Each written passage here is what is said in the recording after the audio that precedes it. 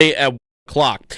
Elsewhere around the NFL, Jackson Dart is taking over as the starting quarterback for the New York Giants. Russell Wilson goes to the bench. Dart picked in the first round, shined in the preseason. He goes in for Wilson, who only makes it through 3 weeks. Mike Evans in Tampa Bay is reportedly expected to miss 3 to 4 weeks with a hamstring injury. ESPN's Nate Taylor reports the Chiefs are optimistic that they'll get Xavier Worthy back this week against the Ravens in a limited role. However, Worthy is expected to wear a small harness when he does return to play. In hockey, the Sabres won last night over Columbus in their second preseason game. Tage Thompson, Jason Zucker with 2 goals. Next up is at Detroit on Thursday night.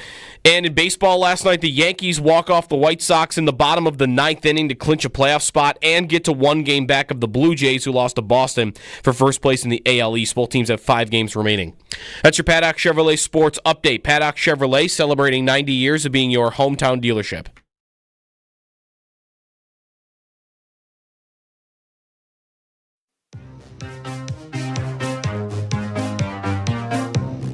I got to tell you about the dream I had.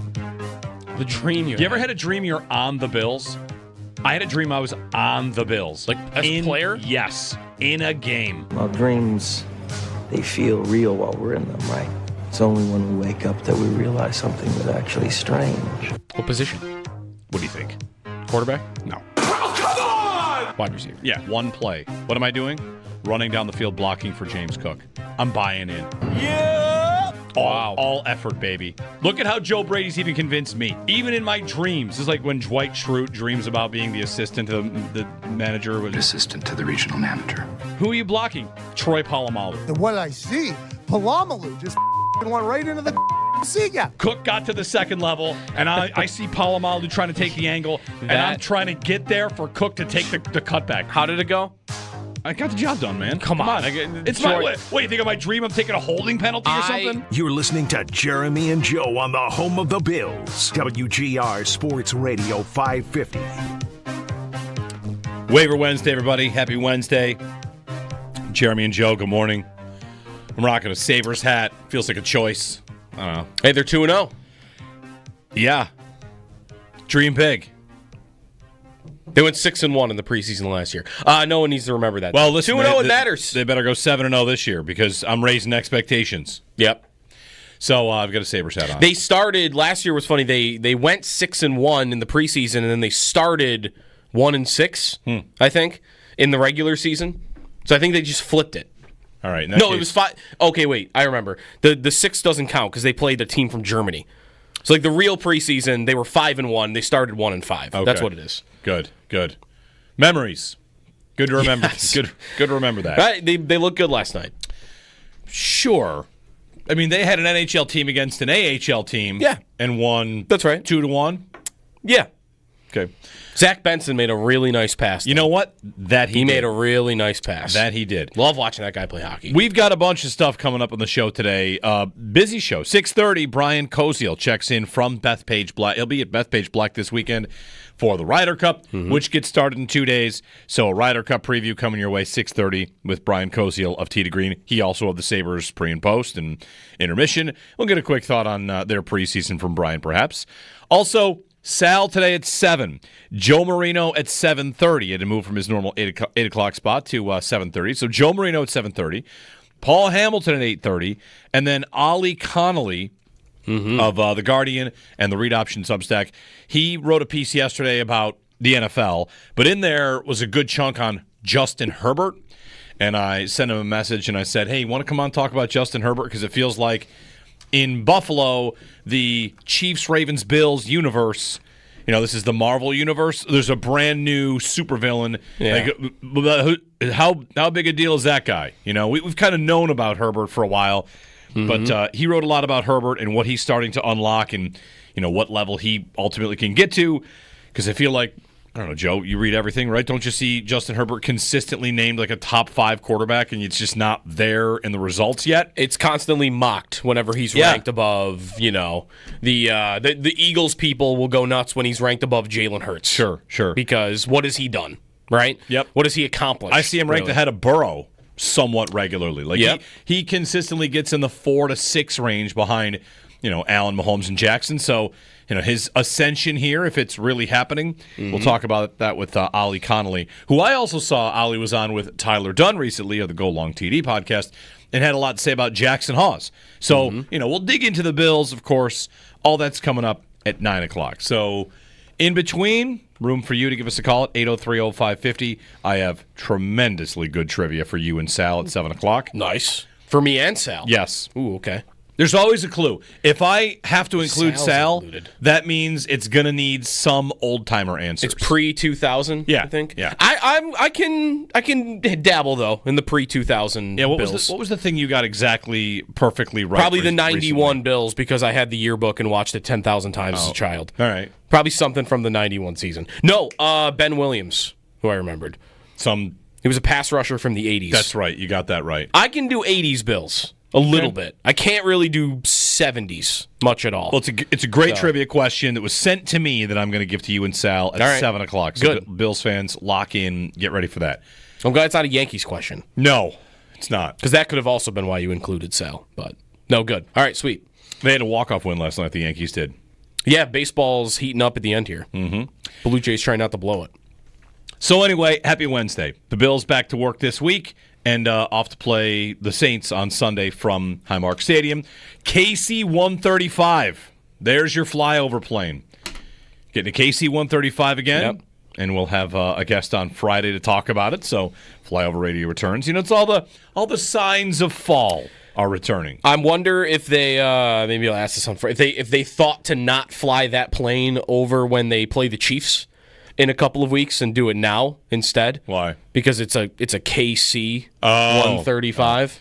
I guess I just want to make sure nobody has it confused that it's a Chiefs plane for any reason. This is another big one, right? Yes, It's a big one. That's the Stratotanker one. It's the one we had last year. Like it went over last year. Yeah. Yep. Last year, the KC-135, the C5 Galaxy, like a couple of big ones. This is a big one. This is the one I remember seeing off in the distance like an hour before kickoff, just like circling, but it was so big you could see it over the lake. Yeah. It's huge.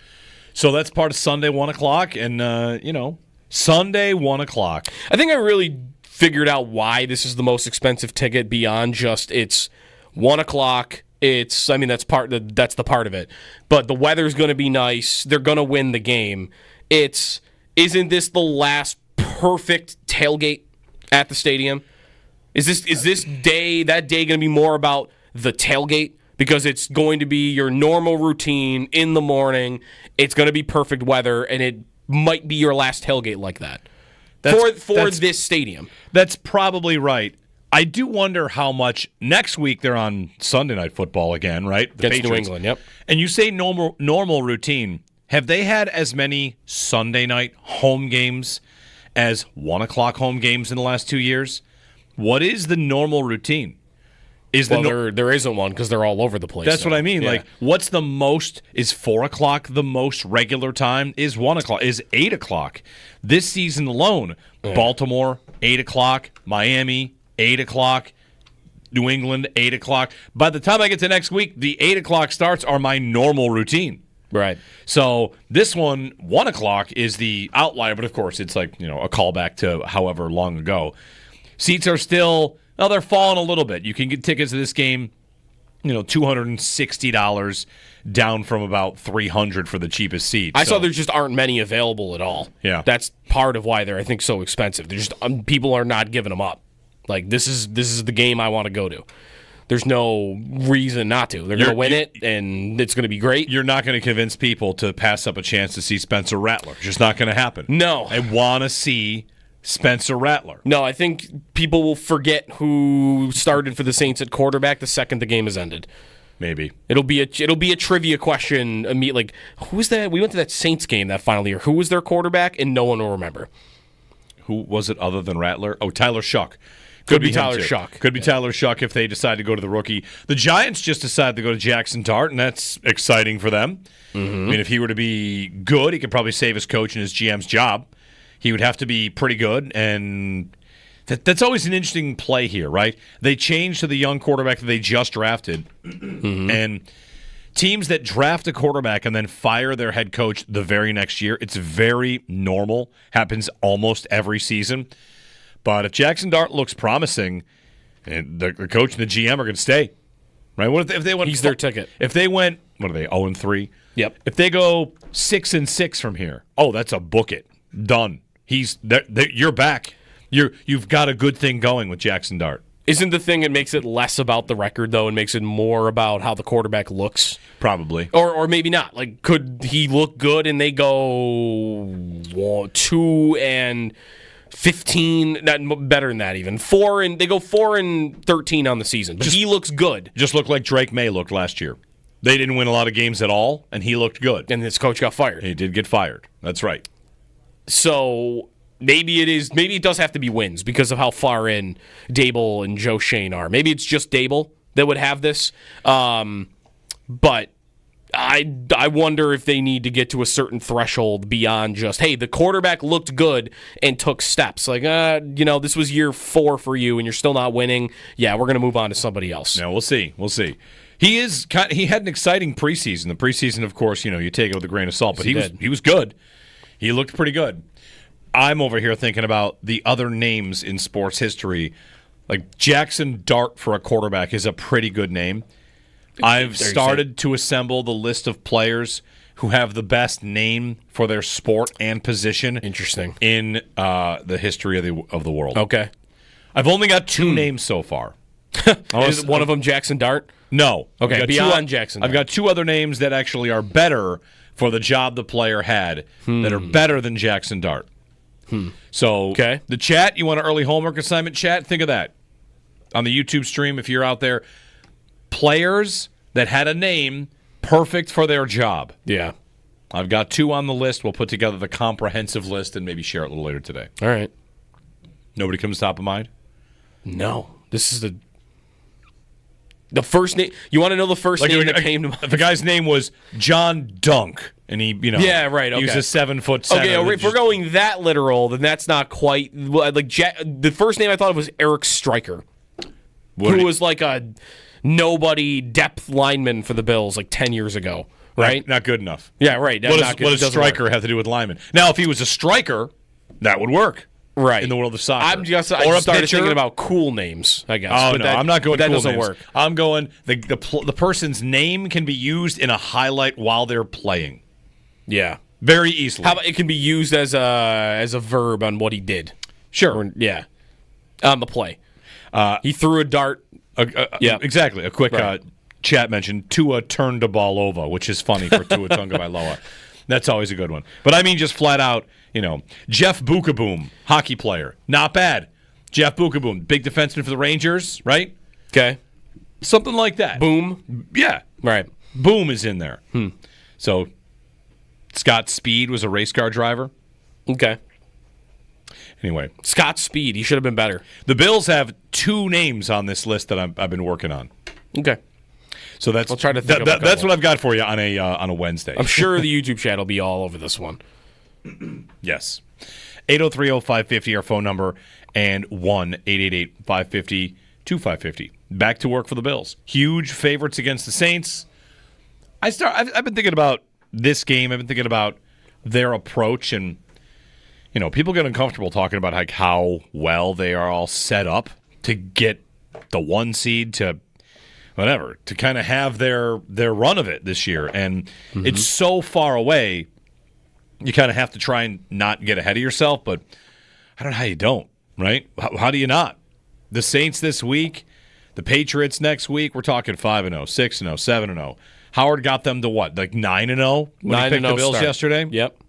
Yeah, he didn't have them losing until they played Tampa, I think. Yeah. Which is in November, right? Yep. So there isn't much opportunity, I think, to be threatened yet. Unless you really are scared of the Chargers, you could respect the Chargers without being scared of them. That's the part of it. Like, I don't know what anybody is supposed to be afraid of, other than they haven't done it yet. We haven't seen them do it, and you might just think, well, something will go wrong because it's the Bills. And like, if you still live in that world where like it just won't happen because it just won't happen, then I don't know what to tell you, because everything that is laid out in front of them Like, this is all good, right? Like, the opponents they play, how they look out there on the field. And that's part of it, too, right? Like, how much can you really decipher how good the Bills are? Because through 3 games, what do I really have? I have them playing 3 bad quarters against a great team. Yep. They played 1 great quarter against the Ravens, and then they played 2 bad football teams, right? Like, if this were a college football ranking committee, I could probably stand up there and make an argument that the Bills aren't number 1 in the league because you've played 1 good quarter against a good team so far. But it's, who have I played? This is going to be them all year. I can only play who was laid out in front of me. Right. If my job is to impress you, I'm not going to really have that many opportunities to do that. Unless I just win by 50. Yeah, I don't know that I came into the season thinking who have you played would be a thing because they had 4 really tough grade A games, but they were all just going to be home games. Yeah. And then Cincinnati looks like that's no longer one of those games. And the Chiefs, okay, people know the Chiefs are the Chiefs. I think that's typically something you say also about a team that's just gotten here, that's just arrived, that's just started winning. When you've won for 5 years, like the Bills have, I don't really think that question gets asked. If the Colts have beaten decent teams, right? Well, they beat Denver, but if the Colts beat like 5 really bad teams in a row with Daniel Jones, and someone wanted to say, "Yeah, who have you played?" That's a worthy question because they just got good. One part of this for the Bills in this scenario, you say like if it's a college football poll, would you say who have they beaten? You'd have them at number 1 because you would have had them at preseason number 1. That's right. Like and they did beat the Ravens. Right. This is kind of your point. If they come from unranked, they'd move up to number 7. But because you're preseason number 2, you end up being right there at number 1. Like they're meeting the moment here. And this week against the Saints, 16.5-point favorites, huge favorites to dominate, as are the Chargers, who play the Giants this week. So in Dart's first, how about that, by the way, as a choice? Let's play Dart's first game against the Chargers. Sure. I think they had a couple of softer games later, but they didn't want to wait a week. But either way, like Chargers should go to 4-0. Should go to 4-0. Yeah. So yeah, like I don't know, like I kind of do want them to impress me along the way because I kind of feel like just going game to game here is just kind of a boring approach, right? Like I think they're going to win all these games. Don't you have a near preseason approach? Just get it out healthy. Yeah, kind of. The style points on this game against the Saints, like whatever, just get the dub and get out healthy. We are there with a 16.5-point spread. And the season itself is almost preseason. If they were to lose a game here or there, we'd say like, all right, well, we'll see how it comes together in the playoffs. One thing that could be different for this week's game, I'm wondering on a couple different players. Like it's game number 4, right? Mm-hmm. They're 3-0. So I've got IR players coming back after this if they want, like Tyler Bass, Max Hairston's timeline. Last time we talked to Sal about that, he said he wants Bills fans to kind of be ready for it to be longer than 4 weeks. But there's one name here, and that's Landon Jackson that I want to talk about. Yeah. Is he active this week? Sean McDermott said he was close to being active last week. Yep. He goes in for likely Javon Solomon. Yeah. And is he doing all that much? Not really. No, he's not. I mean, he's not. He's playing 10 snaps. Yep. Here and there. And I wonder if the Bills subscribe to the idea that getting him on the field is just going to be good for him. Get him reps. You've got, if we do this with quarterback, hey, I got a softer schedule coming up. I might not need all these, whatever. I've got a soft schedule. Let me get my young quarterback in there to take a look and see how he does. If you're the Bills, 16.5-point favorites. If you wanted to try some stuff, again, that doesn't mean take the Saints likely. It just means you feel like you can do some things. I mean, why not give Landon Jackson his first start, his first game jersey, 3rd-round pick? I don't know if he's supposed to be developmental, but he's not really popped much at camp. You haven't heard much from him, and he's been inactive. So, all right, let's get you some real live reps, and now we've got some teach tape for you when we get you back in the building after the Saints game. He's a guy I wonder about because people loved that pick when he was taken in the 3rd round. He was sometimes projected to be a 1st or a 2nd, and they got him in the 3rd. So I don't know that he's ready. I don't know that he's going to make a difference. It's just one small storyline I'm watching for this week. Is it finally his time? Well, do they put him in also because it would it be a bad look if he was just inactive all season? Yes. 3rd-round pick. Like would they even get criticized for never giving him an opportunity to show anything. That could be said. I think we guessed Ellis at 7. I think it's gonna maybe come down to special teams for him. Like when I'm looking at Solomon played 31% against the Ravens. He played 48% against the Jets, but I'm guessing a lot of that was mop-up duty. Mm-hmm. And then he played 14% against the Dolphins. But that's all in defense. 62, 60, 65% are his special team snap counts. So Solomon plays, what is it, on kickoff, or he plays on, certain units, punt, block, whatever. Is Jackson doing all of that?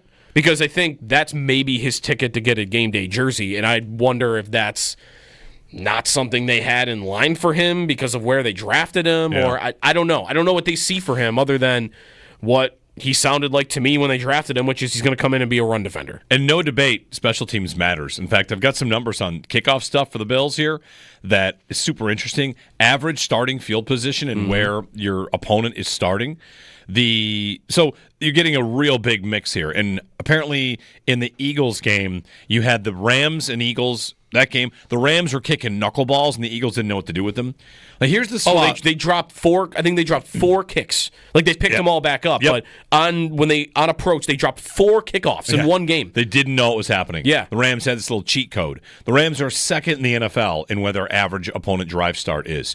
Okay, so the best team in the league on where your opponent drive starts is Carolina, the 21, and the worst team is the Niners at 33. So the 33-yard line. The Bills is like the 32-yard line. It's near the bottom of the league in terms of being bad. Your opponent drive start, you're averaging the 32-yard line. A touchback is the 35. Right. So how many yards are you getting in this department? And I started thinking about this small thing. We have had this conversation about the Bills 1,000 times. Hey, do you think they're saving anything? Could they be saving stuff for the postseason? Is Joe Brady going to keep a certain package? You know the number one thing to save? Kickoff. The Rams thing.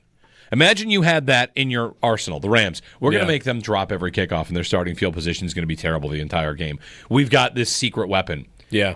The number one time to do that is the AFC Championship game.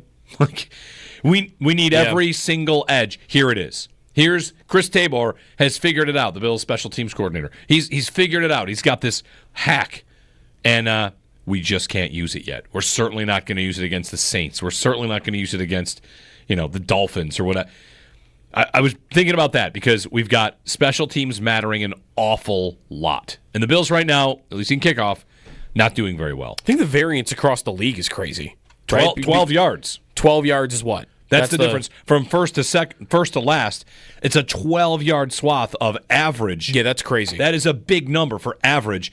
When, again, what are the two spots? It's the 35 and it's the 20, depending on where the kick lands. And you've got the entire league's average spread that whole distance.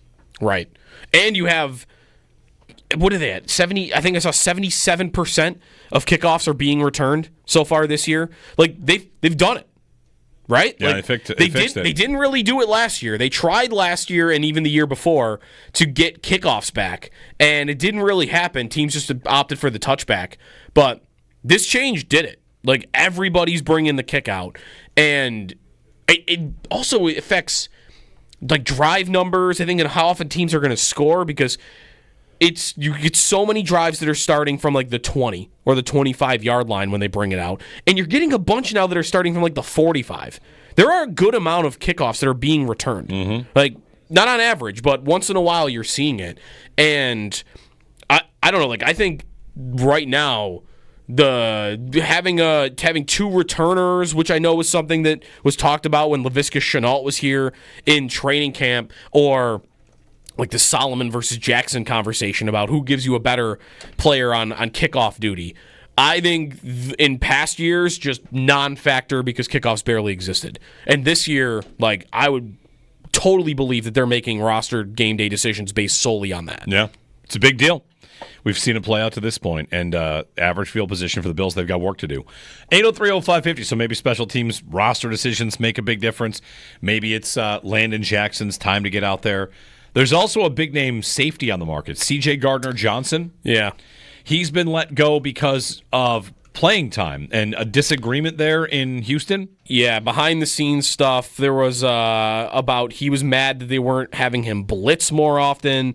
He was, quote, complaining about his role, wanting to blitz more, even communicated that he wanted to be traded. So, and this is a player that has been like... Very good. He's very good. On the field, this has usually been more the case. He's a guy that everybody hates and tries to fight. Remember there was a Saints receiver a couple years ago randomly punched a guy? It was this guy. C.J. Gardner-Johnson. Like, he gets in people's heads, fights all the time. Like, he's a even maybe he's a dirty player, too. Now you're seeing stuff behind the scenes. One more thing on like the idea of C.J. Gardner-Johnson. I saw Nate tweeting, go get that guy. Like, do that right now. Add him he is good. Add him to your safety room. Do it right now. It's another small challenge for Brandon Beane because think about the Bills' schedule here. And if they are undefeated at the trade deadline in the NFL this year is November 4th. They're 8-0. Mm-hmm. And who have they played? We could kind of do this a little bit. They played the Ravens, and then they beat a bunch of teams that are kind of bad, mostly bad teams. The Patriots might be the best team in that bunch. You're beating the Panthers. You're beating the Falcons and Michael Penix. Mm-hmm. The Bills would have to have real tough internal conversations about, all right, everybody looks good. Who won't look good against the Chargers if we were to play them? Mm-hmm. Who would we worry about getting exposed if we feel like there's somebody is like that? Who would that be? Because, in Baltimore, are they having tough conversations because they just played the Bills and the Lions and their defense looks like a mess, so they want to fix it? The Bills could get some nice numbers, could kind of get healthy defensively against a couple of less than quarterbacks, and they'd have to have internal conversations about a move like this, like C.J. Gardner-Johnson. I don't expect it, but, you can't rule it out. Yeah, I just typed in C.J. Gardner-Johnson on YouTube, and the first three are Javon Wims, cheap shot on C.J. Gardner-Johnson. Ray McLeod throws punch at C.J. Gardner-Johnson. Tom Brady curses at C.J. Gardner-Johnson. Those are the first three videos that come up. 803-0550. Trade deadline, it's good long way away, November 4th. But something, of course, we'll pay attention to. You can give us a call, 803-0550, on these, smaller Bills issues, kind of kicking up early. A lot of guests today. Brian Koziel, Sal Capaccio, Joe Marino, Paul Hamilton, Ollie Connolly, all coming up on golf, football, hockey. Lots to get to here on a Wednesday with you on WGR.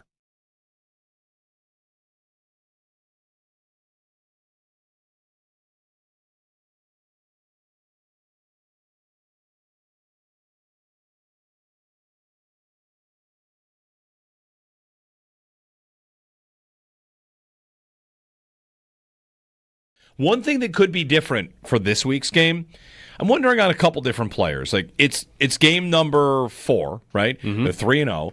So I've got IR players coming back after this if they want, like Tyler Bass, Max Hairston's timeline. Last time we talked to Sal about that, he said he wants Bills fans to kind of be ready for it to be longer than 4 weeks. But there's one name here, and that's Landon Jackson that I want to talk about. Yeah. Is he active this week? Sean McDermott said he was close to being active last week. Yep. He goes in for likely Javon Solomon. Yep. And is he doing all that much? Not really. No, he's not. I mean, he's not. He's playing 10 snaps. Yep. Here and there. And I wonder if the Bills subscribe to the idea that getting him on the field is just going to be good for him. Get him reps. You've got, if we do this with quarterback, hey, I got a softer schedule coming up. I might not need all these, whatever. I've got a soft schedule. Let me get my young quarterback in there to take a look and see how he does. If you're the Bills, 16.5-point favorites, if you wanted to try some stuff, again, that doesn't mean take the Saints likely. It just means you feel like you can do some things. I mean, why not give Landon Jackson his first start, his first game jersey, third-round pick? I don't know if he's supposed to be developmental, but he's not really popped much at camp. You haven't heard much from him, and he's been inactive. So, all right, let's get you some real live reps, and now we've got some teach tape for you when we get you back in the building after the Saints game. He's a guy I wonder about because people loved that pick when he was taken in the third round. He was sometimes projected to be a first or a second, and they got him in the third. So I don't know that he's ready. I don't know that he's going to make a difference. It's just one small storyline I'm watching for this week. Is it finally his time? Well, do they put him in also because it would it be a bad look if he was just inactive all season? Yes. Third round pick. Like, would they even get criticized for never giving him an opportunity to show anything?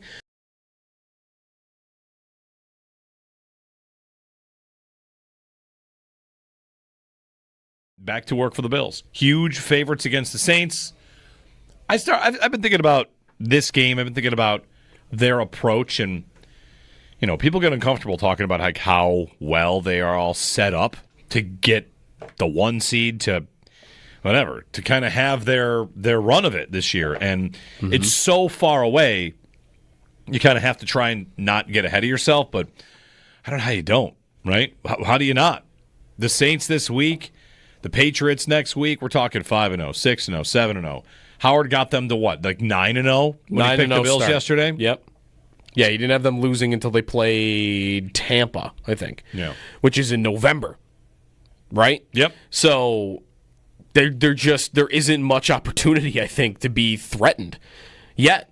Unless you really are scared of the Chargers, you could respect the Chargers without being scared of them. That's the part of it. Like, I don't know what anybody is supposed to be afraid of, other than they haven't done it yet. We haven't seen them do it, and you might just think, well, something will go wrong because it's the Bills. And like, if you still live in that world where like it just won't happen because it just won't happen, then I don't know what to tell you, because everything that is laid out in front of them, like this is all good, right? Like the opponents they play, how they look out there on the field, and that's part of it too, right? Like, how much can you really decipher how good the Bills are? Because through 3 games, what do I really have? I have them playing 3 bad quarters against a great team. Yep.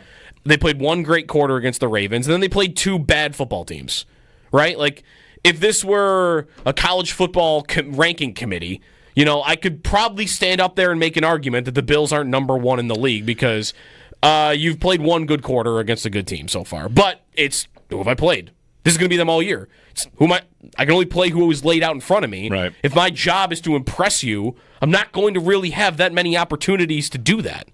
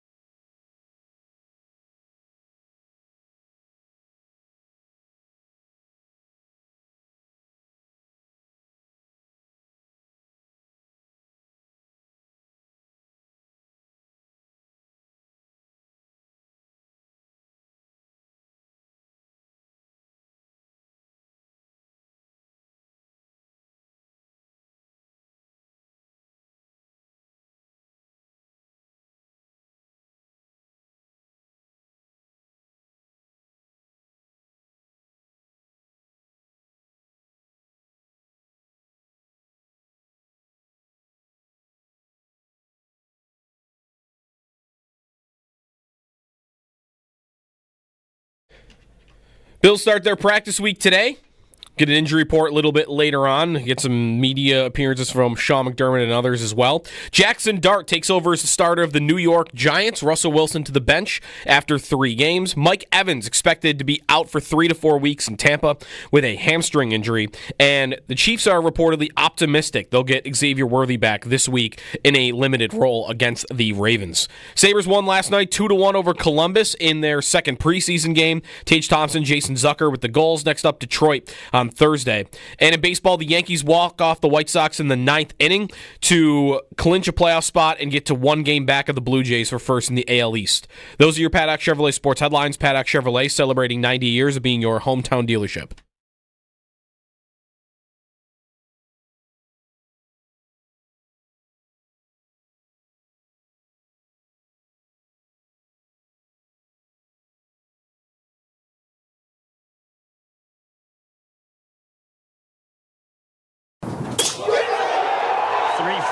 front edge of the green, giving it a go.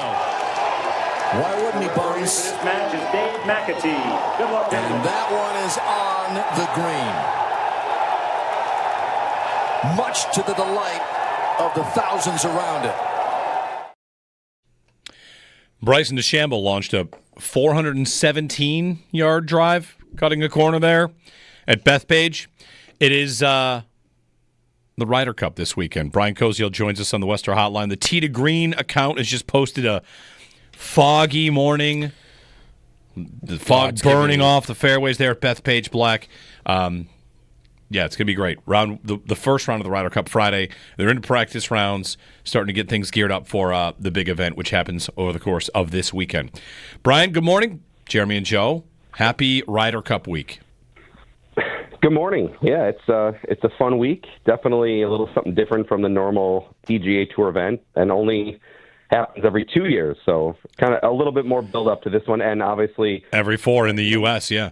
Every 4 in the U.S. and a little more attention, I guess, for us this year because it's in New York. I know, the other end of the state, but it's in our state, which is a little more exciting. Yeah. Speaking of DeChambeau there, Brian, I wonder how the whole team golf format will affect him. I saw Brandel Chambly going after him like he always does, like it's an axe to grind for sure, but calling him weird and he'll be a bad teammate and nobody will want to be with him. And Joe was asking me in the break, like, what's going on with DeChambeau and Scheffler? I've got Scheffler taking up for DeChambeau. Mm-hmm. I know Team USA, Brian, is kind of really probably focused on being a team. It's been a criticism of them over the last however many years that they just don't play like a team, and Europe does. And what are your thoughts on that kind of going into this event if Keegan Bradley, that message is going to hit, and if Team USA looks like they might play that way this year? I think that's been a huge emphasis for Keegan Bradley. I know that, one of the things that maybe has been criticized about the USA teams in the past, even some that he has been on, is that they don't gel like Europe does. They don't seem to feed off each other. They don't seem to play together well. They seem to be, distracted by other things. I know, Patrick Cantlay last year, people thought, oh, he's not a team player because he wasn't wearing a hat in the last time when he played it 2 years ago. Like all his other teammates, he keeps saying it didn't fit. There's, last year, or last time, I keep saying last year, two years ago, Cantlay and Schauffele kind of led a charge to say, hey, we should be getting paid for the Ryder Cup. In the past, there was like just basically a travel expense kind of given. Now officially, there's a small payment given, I guess, in the grand scale of things with these guys making millions of dollars. They get most of the players. They get $200,000 themselves, and also $300,000 to a charity of their choice. Is that what I saw? That's correct. Okay. Yeah, and some of the players have been asking, like, hey, are you going to donate it all back?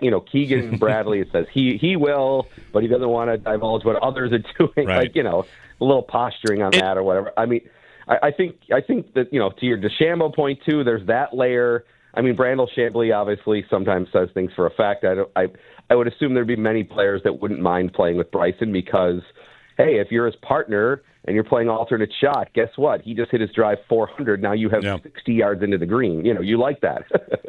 Yeah. I also wonder if, when they're doing the best ball version of it, like is DeChambeau a good teammate because, whatever, he can kind of go for things in a way that you wouldn't, Yeah, I think, and for those that maybe aren't as 100% familiar with the format, the Ryder Cup on Friday and Saturday plays two different formats. One format they call foursomes, which is essentially alternate shot. One player tees off on the odd number holes, and other guys tees off on the even number holes, and then they alternate in. But there's only one ball in play per team, so it's only one score in match play. And then the other session is 4 ball. That's where each guy plays his own ball, and the best ball score counts. So, Jeremy, if you and I are partners, you get a 4, I get a 5. Well, then the 4. We use the 4, right. Yeah, you can use the 4.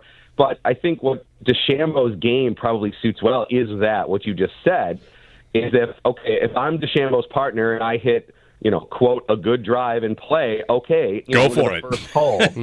Bryson can now, hey, go ahead. I know my ball at least is safely in play. Go ahead and cut the corner, see if you can get over it. I mean, we've all maybe done that before when you play like a scramble tournament or something like that before. So I think DeChambeau in that second format, when there's 4 balls in play, and utilize what are some of his skills, which is maybe being super creative, super aggressive, and maybe allowing them to have a score or hole here and there that maybe you wouldn't even think of doing, but because of just Bryson's unique talents and ideas that it might come into play in that format to be helpful to the U.S. side. It is just kind of funny. It's the every 2 years we call it best ball and alternate shot, and they're going to call it foursomes and four balls, and all right, which one is which?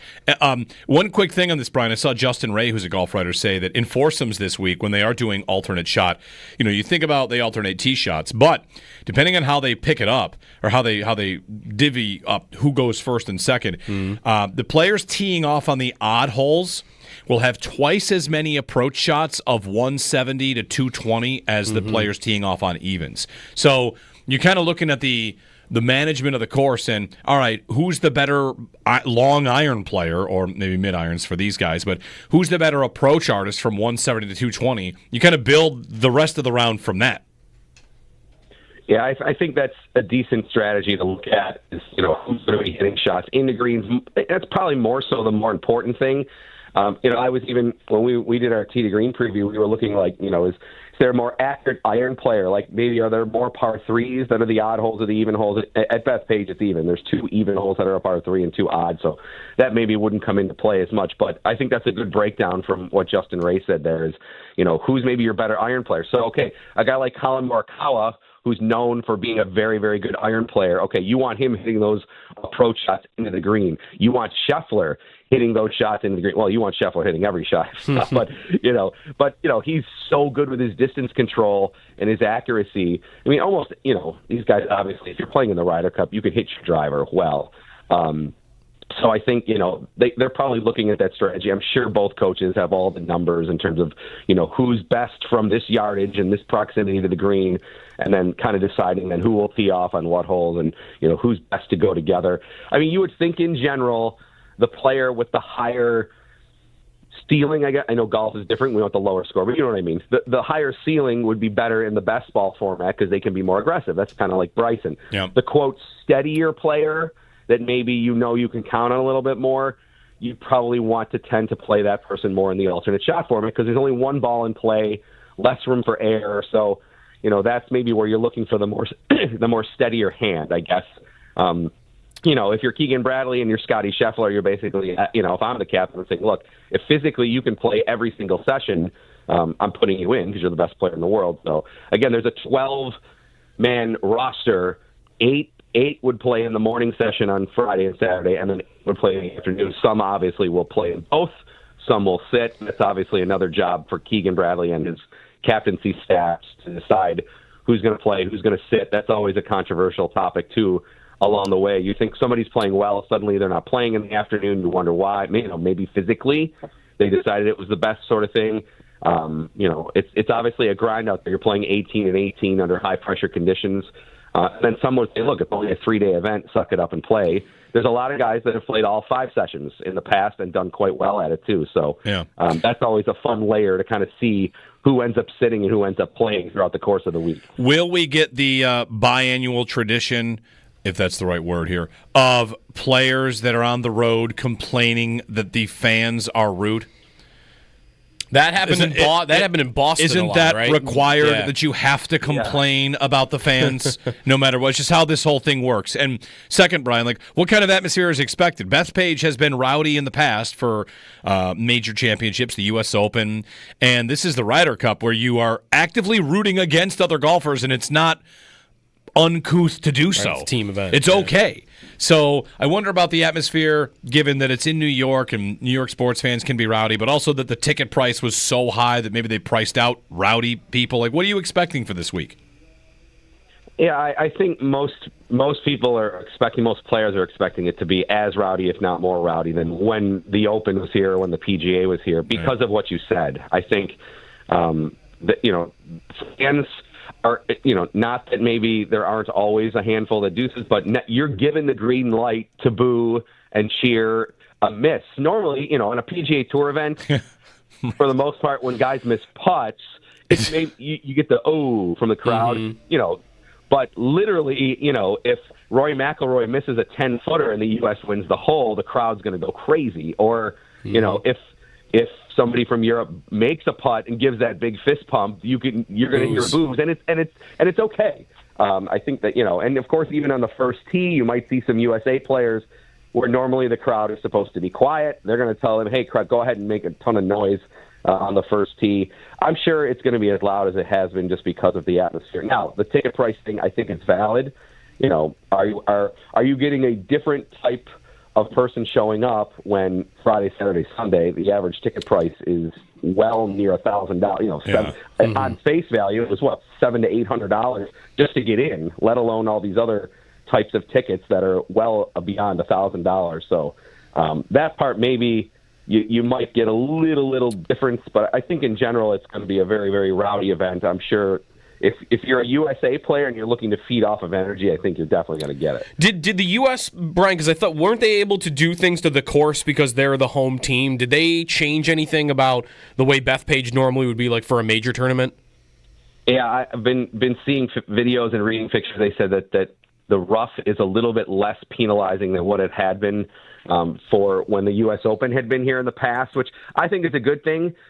In general, I think, when Europe is the home squad, they set the course up tighter and try to force the U.S. into playing a little bit less aggressive. I think that's where the U.S., at least on paper, you'd think they have an advantage. They're more of the big bombers course. You've got DeChambeau, you've got Scheffler, you've got guys that can hit it a mile.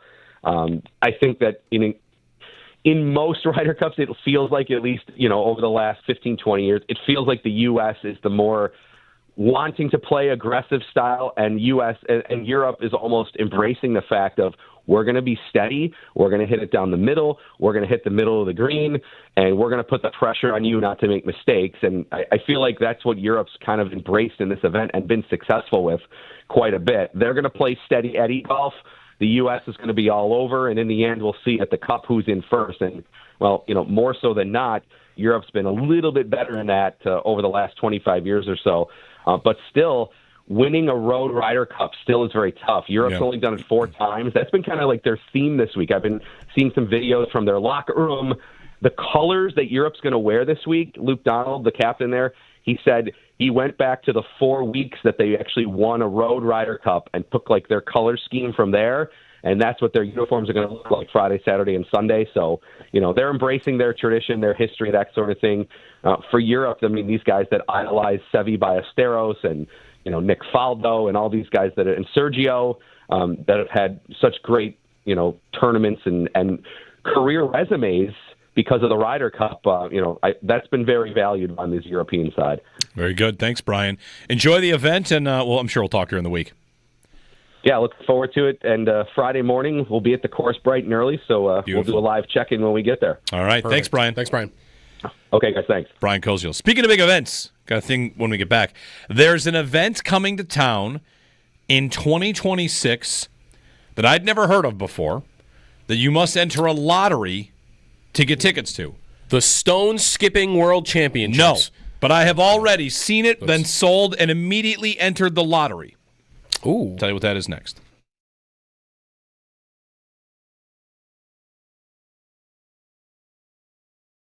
Back to work for the Bills. Huge favorites against the Saints.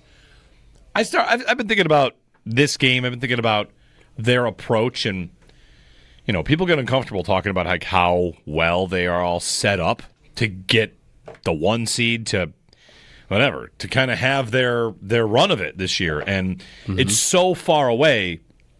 You kind of have to try and not get ahead of yourself, but I don't know how you don't, right? How do you not? The Saints this week, the Patriots next week, we're talking 5-0, 6-0, 7-0. Howard got them to what, like 9-0 when he picked the Bills yesterday? Yep. Yeah, he didn't have them losing until they played Tampa, I think. Yeah. Which is in November, right? Yep. So there isn't much opportunity, I think, to be threatened yet.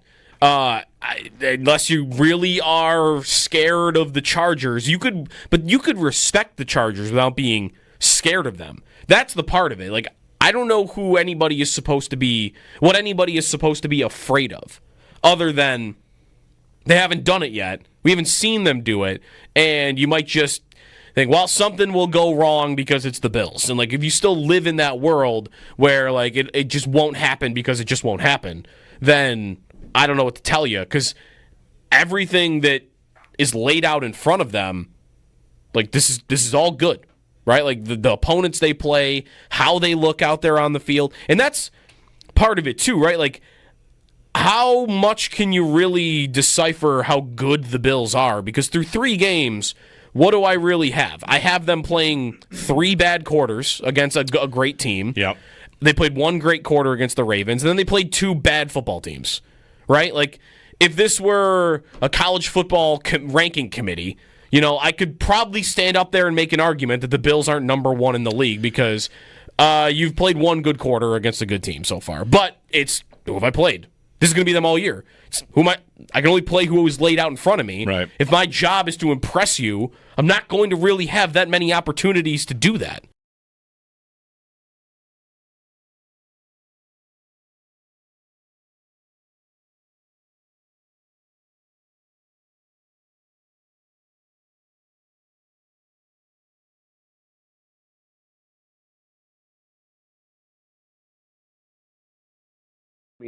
I think that, you know, to your DeChambeau point too, there's that layer. I mean, Brandel Chambly obviously sometimes says things for effect. I would assume there'd be many players that wouldn't mind playing with Bryson because, hey, if you're his partner and you're playing alternate shot, guess what? He just hit his drive 400. Now you have 60 yards into the green. You know, you like that.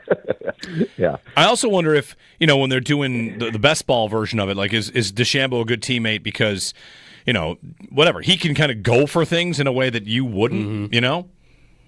Yeah, I think, you know, and for those that maybe aren't as 100% familiar with the format, the Ryder Cup on Friday and Saturday plays 2 different formats. One format they call foursomes, which is essentially alternate shot. One player tees off on the odd numbered holes, and other guys tees off on the even number holes, and then they alternate in.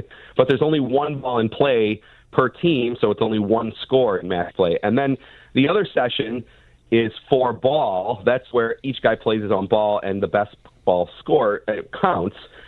So, you know, Jeremy, if you and I are partners, you get a 4, I get a 5. Well, then the 4. We use the 4, right? Yeah, you can use the 4. But I think what DeChambeau's game probably suits well is that what you just said is if I'm DeChambeau's partner and I hit, you know, quote, a good drive and play, okay, go for it. First hole.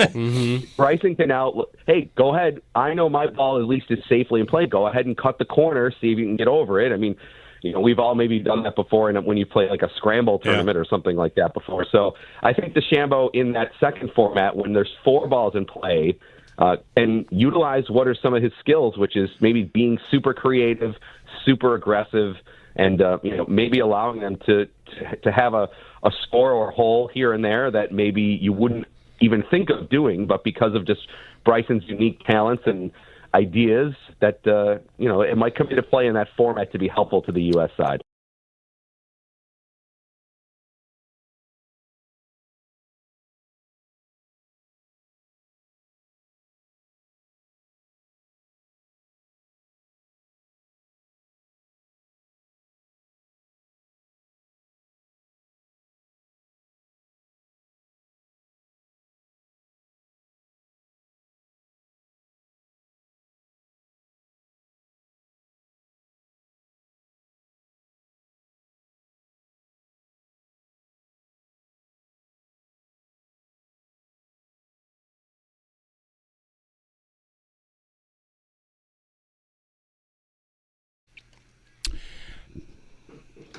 I did not go see the Savannah Bananas.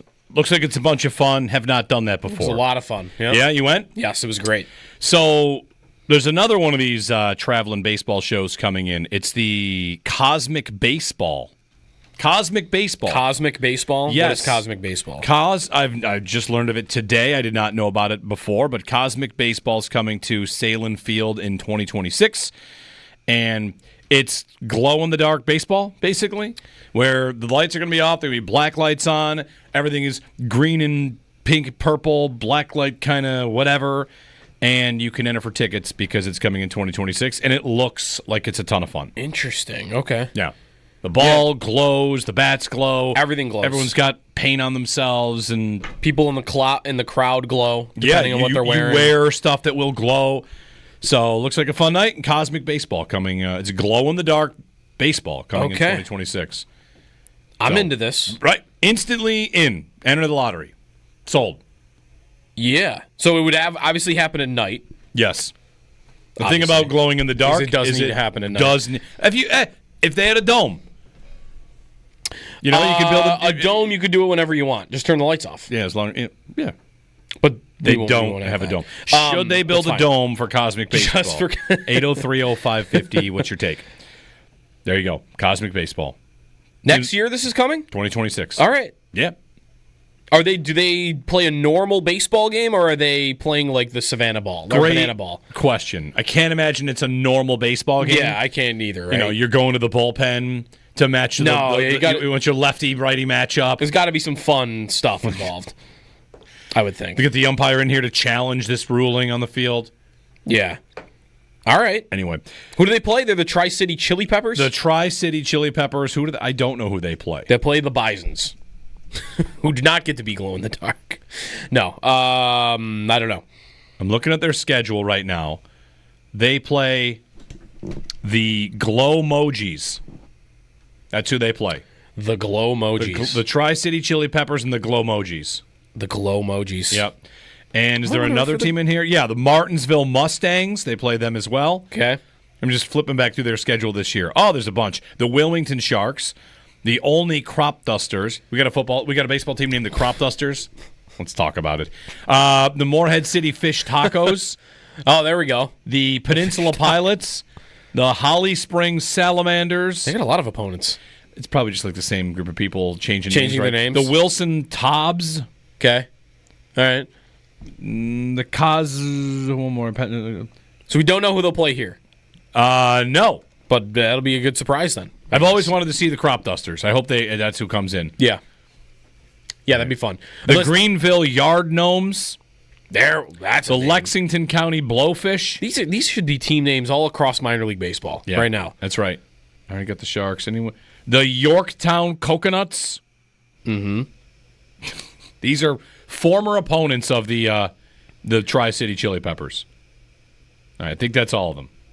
Are we satisfied? Yes, I like all of them, I think. I want a hat from each team. Can I buy a collection? Because it sounds like fun. You going to get the logo upside down, or is it going to be... Yeah, of course. Obviously, upside down. Everyone knows. Yeah. Oh, that's the Tri-City Chili Peppers upside down logo.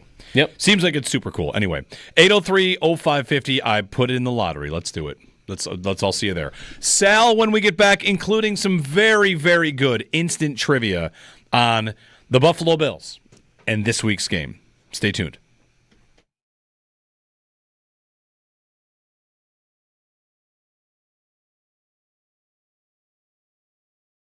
One thing that could be different for this week's game, I'm wondering on a couple different players. Like it's game number 4, right? Mm-hmm. They're 3-0. So I've got IR players coming back after this if they want, like Tyler Bass, Max Hairston's timeline. Last time we talked to Sal about that, he said he wants Bills fans to kind of be ready for it to be longer than 4 weeks. But there's one name here, and that's Landon Jackson that I want to talk about. Yeah. Is he active this week?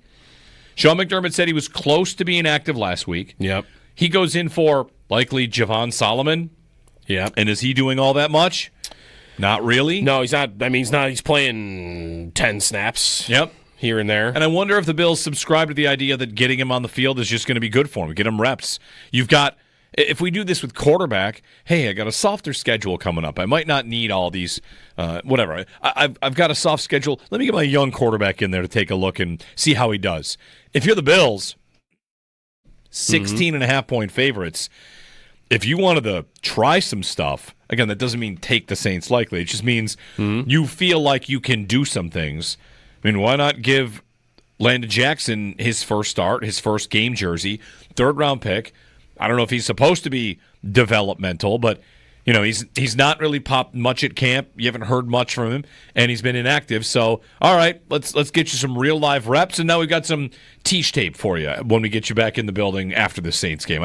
He's a guy I wonder about because people loved that pick when he was taken in the 3rd round. He was sometimes projected to be a first or a second, and they got him in the third. So I don't know that he's ready. I don't know that he's going to make a difference. It's just one small storyline I'm watching for this week. Is it finally his time? Well, do they put him in also because it would it be a bad look if he was just inactive all season? Yes. Third round pick. Like would they even get criticized for never giving him an opportunity to show anything?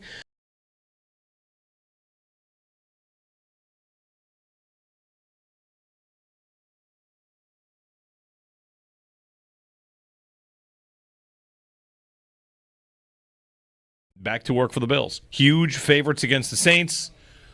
I've been thinking about this game. I've been thinking about their approach, and people get uncomfortable talking about like how well they are all set up to get the 1 seed to whatever, to kind of have their run of it this year. And it's so far away, you kind of have to try and not get ahead of yourself, but I don't know how you don't, right? How do you not? The Saints this week, the Patriots next week, we're talking 5-0, 6-0, 7-0. Howard got them to what, like 9-0 when he picked the Bills yesterday? Yep. Yeah, he didn't have them losing until they played Tampa, I think. Yeah. Which is in November, right? Yep. So there isn't much opportunity, I think, to be threatened yet. Unless you really are scared of the Chargers, you could respect the Chargers without being scared of them. That's the part of it. Like, I don't know what anybody is supposed to be afraid of, other than they haven't done it yet. We haven't seen them do it, and you might just think, well, something will go wrong because it's the Bills. And like, if you still live in that world where like it just won't happen because it just won't happen, then I don't know what to tell you, because everything that is laid out in front of them, like this is all good, right? Like the opponents they play, how they look out there on the field, and that's part of it too, right? Like, how much can you really decipher how good the Bills are? Because through 3 games, what do I really have? I have them playing 3 bad quarters against a great team. Yep. They played 1 great quarter against the Ravens, and then they played 2 bad football teams, right? Like, if this were a college football ranking committee, I could probably stand up there and make an argument that the Bills aren't number 1 in the league because you've played 1 good quarter against a good team so far. But it's, who have I played? This is going to be them all year. I can only play who was laid out in front of me. Right. If my job is to impress you, I'm not going to really have that many opportunities to do that.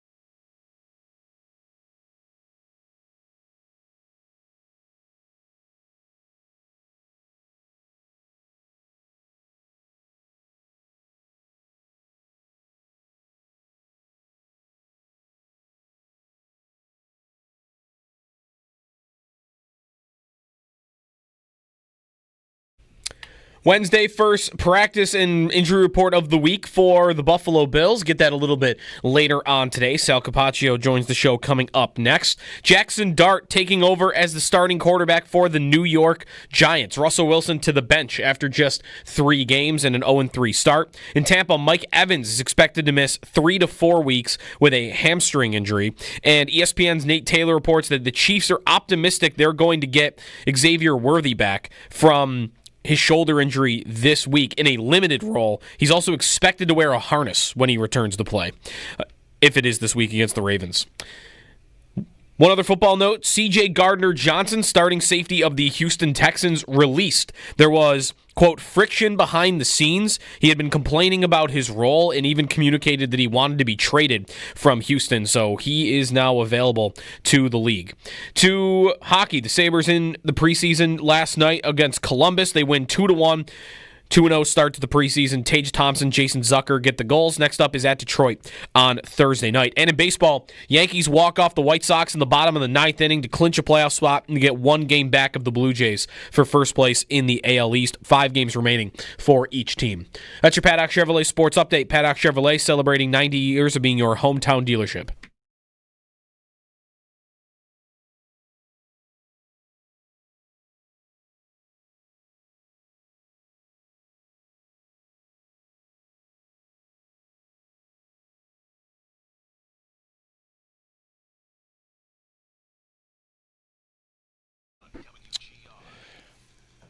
Mr. Sal Capaccio joins us. We check in ahead of Bills and Saints.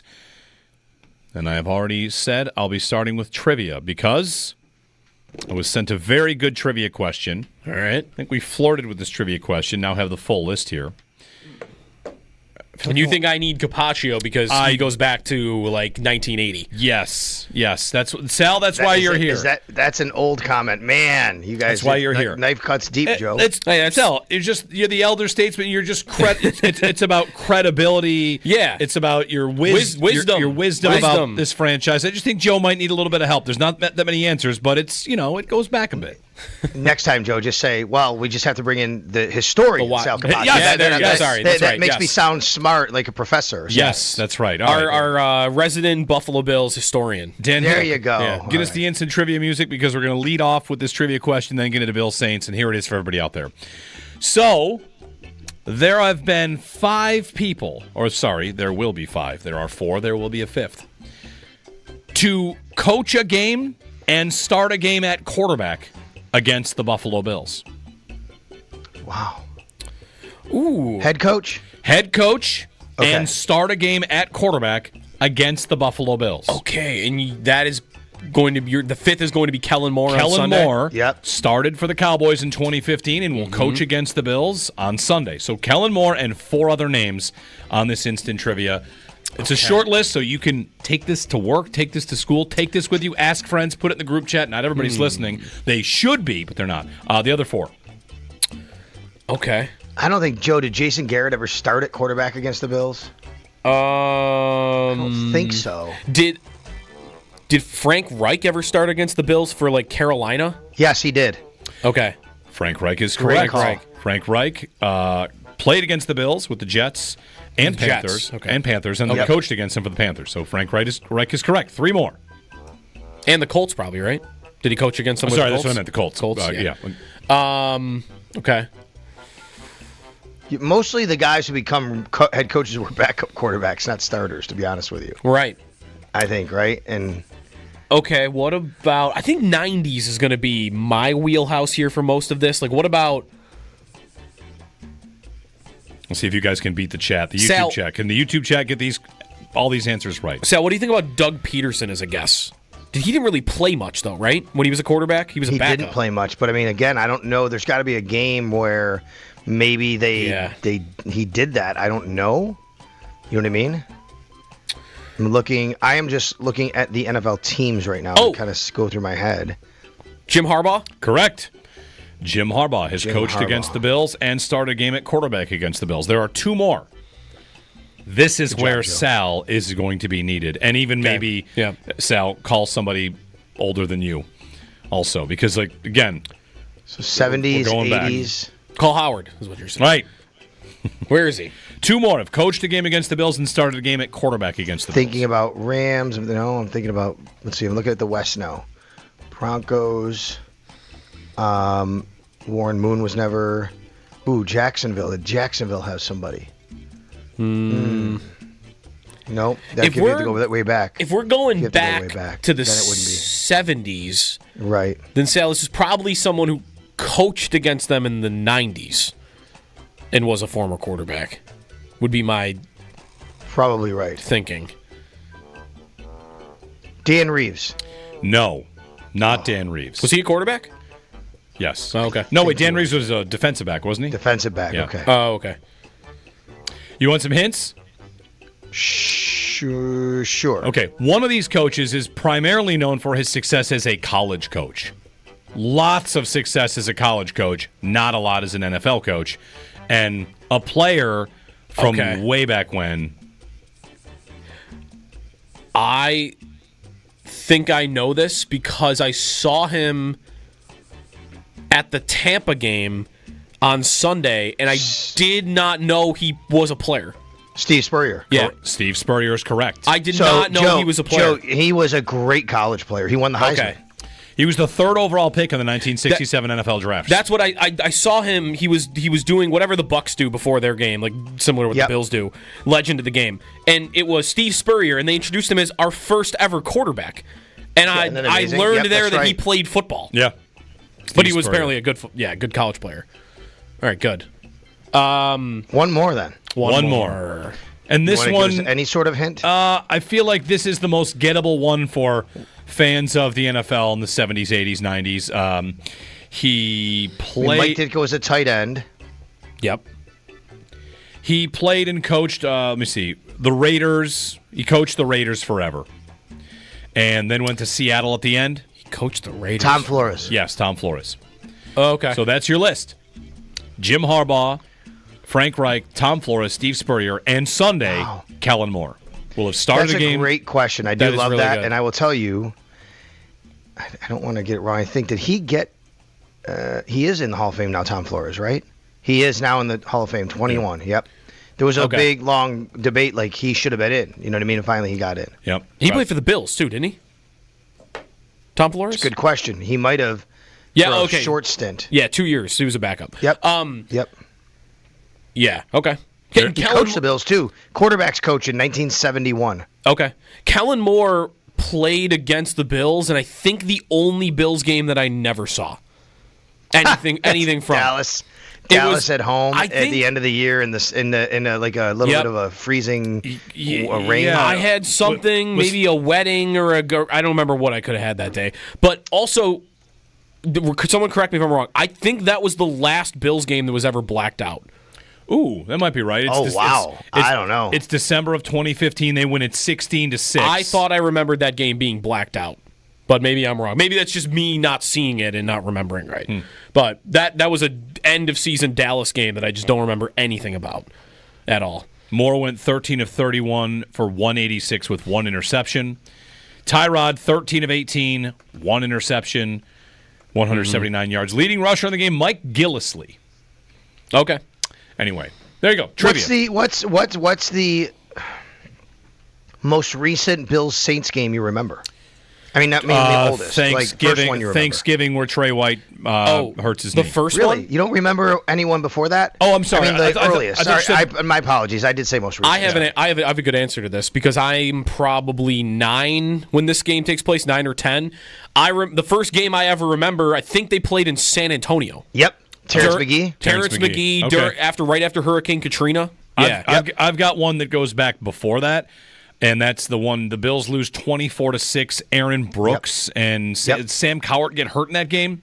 Yeah, and that's 2001 is the opener, right? Okay. So the reason I bring it up, I figured that would be yours, Jeremy. I actually went to YouTube and watched the highlights of that last night. Yeah, were they up? Were the Bills Saints up? Bills. Were the Bills up at halftime 6-0 and lost 24-6 or something like that? I believe that's the case. Okay. Yes, I believe that's true. But here's watching it, and Rob Johnson throws 2 really bad interceptions, throws another one, and it's just like they can't get out of their own way. And I I almost had anxiety watching it. Like, oh my God, I can't believe what a different existence we live now. Yeah. I hated. It was great just kind of watching the games, and the Bills. They weren't far removed from going to the playoffs and home run throwback a couple years before that, and it was just you knew after that game they're in for it. They went I think they won 3 games that year. Yeah. The reason I remember that 2001 game so well is that's the first game I watched when I moved here. After college, I moved out here to Buffalo, started working at the station. All right, let's go. Bills season, 24-6, a loss, and the drought was beginning. So, Sal, now that I'm looking back on Bills Saints history, in their entire, they've not played many times. They played 12 times in their history. I've got a Thad Lewis game down there where he breaks his ribs. Thad Lewis. Yeah. Okay. Yeah. I've got a game here. The Bills lose 47-10. The game that gets Tyrod benched when they run for 190 yards on the ground and run for 10 That's straight the only plays. game inside this stadium against the Saints that I've attended. Really? That was also the one because the next week is when Nathan Peterman goes in. That's right. My buddy just texted me, and also that 47-10 loss to the Saints in 2017 is when the naked streaker hit the field.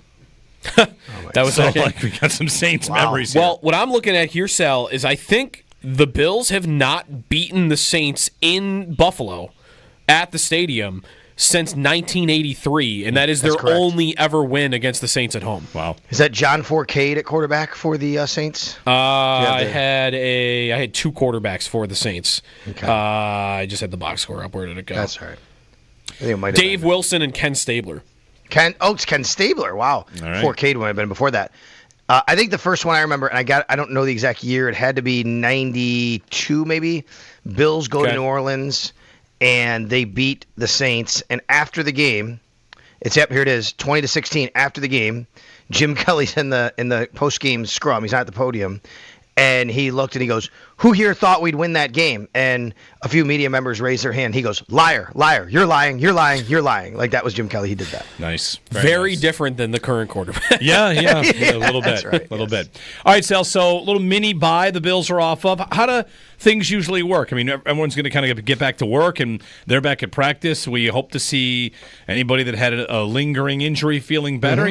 I'm trying to think of mini bye, record off the mini bye doesn't really get tracked the same way that record off the bye does.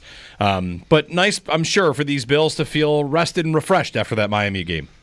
Oh, no doubt. I mean, they were very tight on their schedule considering you're coming off camp, preseason, and then you go right into the regular season and you play 3 games in the first, whatever that would be, 17 days. And it's nice to get their body a little bit refreshed. And I talked to players about that in the locker room after. They were very much looking forward to that.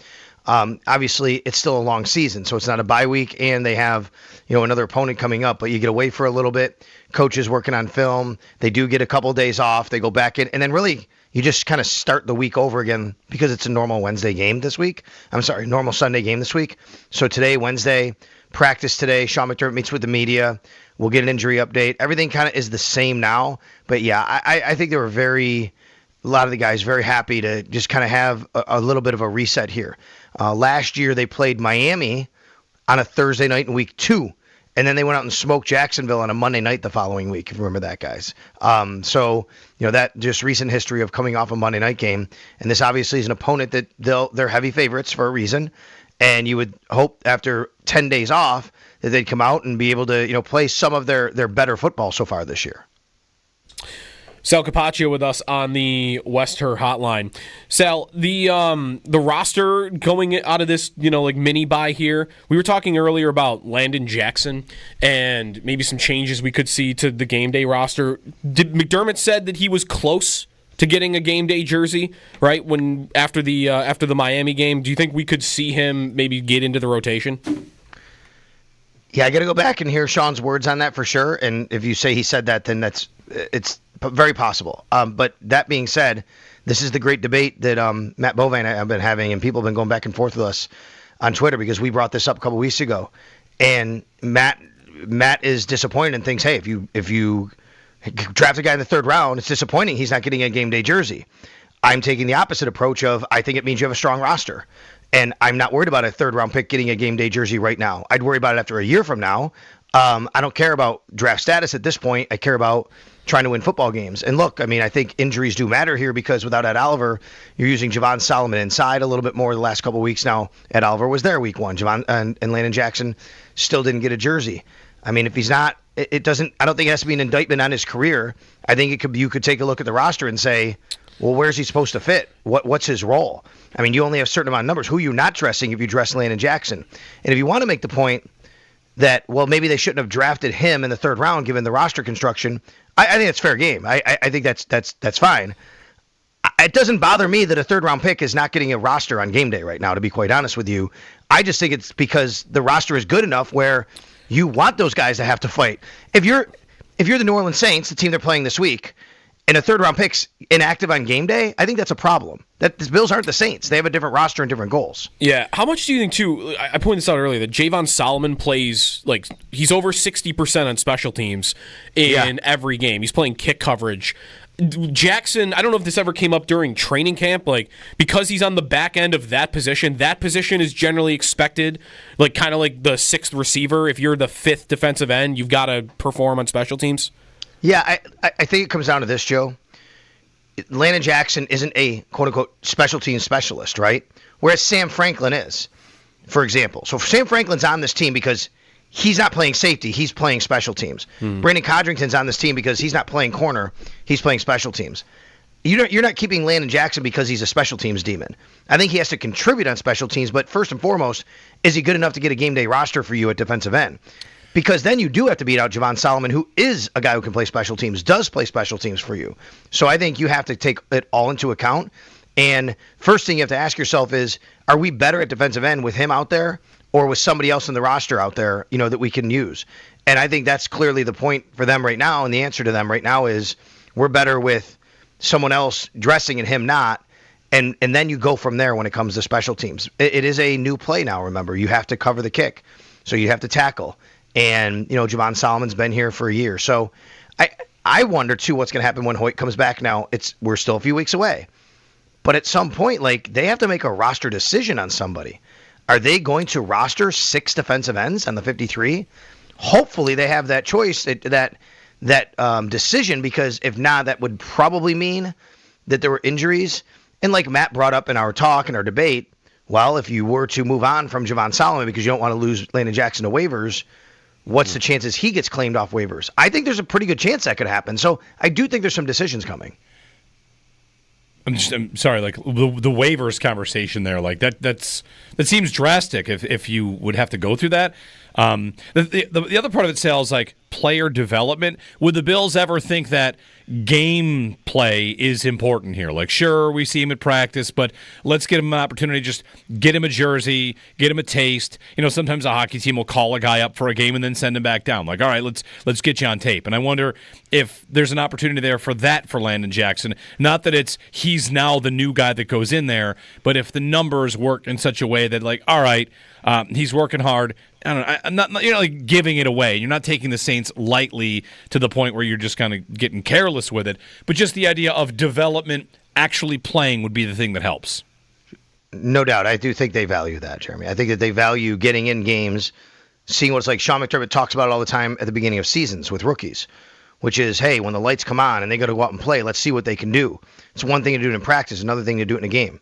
The question there, though, is what are you sacrificing if you just have that attitude of let's get him on the field? Well, wait a minute. What if you get him on the field and something goes wrong on a play or two, and you're like, wait a minute. Well, what did we do that for? That was an experiment. These games count, right? I mean, you can't just put somebody in there because you want to see them play. Now, to your point about the Saints, yeah, you never want to go, well, we're taking them lightly. But maybe there's an opportunity along the way where you do have some teams that are maybe a little worse in some areas and better in others, where you say, you know what, this is a game where maybe we can afford to go a little fatter at this position to give him a little more opportunity versus a team like the Ravens, right? Sure, I think you could do that. I just think that it's a tricky proposition, because if you do that and it's a close game, you just wasted a roster spot, because how much is he actually playing?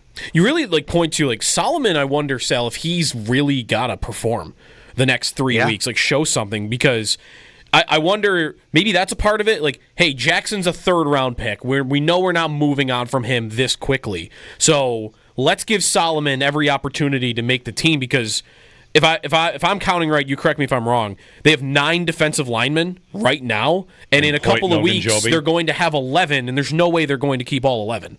That's right.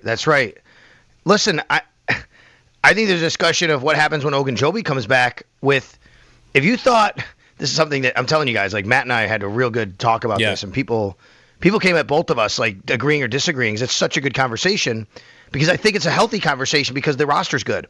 And I'm going to lay this scenario out for you right now, all right? Everybody stays healthy. Larry Ogunjobi's suspension's over. Who's not getting a game day jersey? It might be Larry Ogunjobi. That's fine. They can even move on from him. Is there a scenario where TJ Sanders doesn't? I was going to say, like, my guess would be Sanders is the guy that doesn't get a jersey. Well, wait a minute. Now, Jeremy, how would you feel if a second-round pick was inactive on game day? Worse. And, and as Matt said, he's like, if you thought I was mad about a third-round pick, wait till that happens if it does. Yeah, right. But to me, I get it. Like, I get the perception of second-round pick. I understand that. I don't think it should be determined, like, those things about where you're drafted. It's who's going to help you win a game. That one to me would almost even be, I guess it doesn't have to be different, but that one would almost feel worse with Sanders if he were to play and then get made inactive, because that would more indicate like you got a chance and it didn't look good and it didn't go well and now you're not getting a jersey versus Jackson who just can't get one at all. Yeah, maybe, I guess. I don't know. I think look good, feel good. Again, maybe I'm just, I get it. Like, I have a reputation for being a little too optimistic sometimes with people. I get it.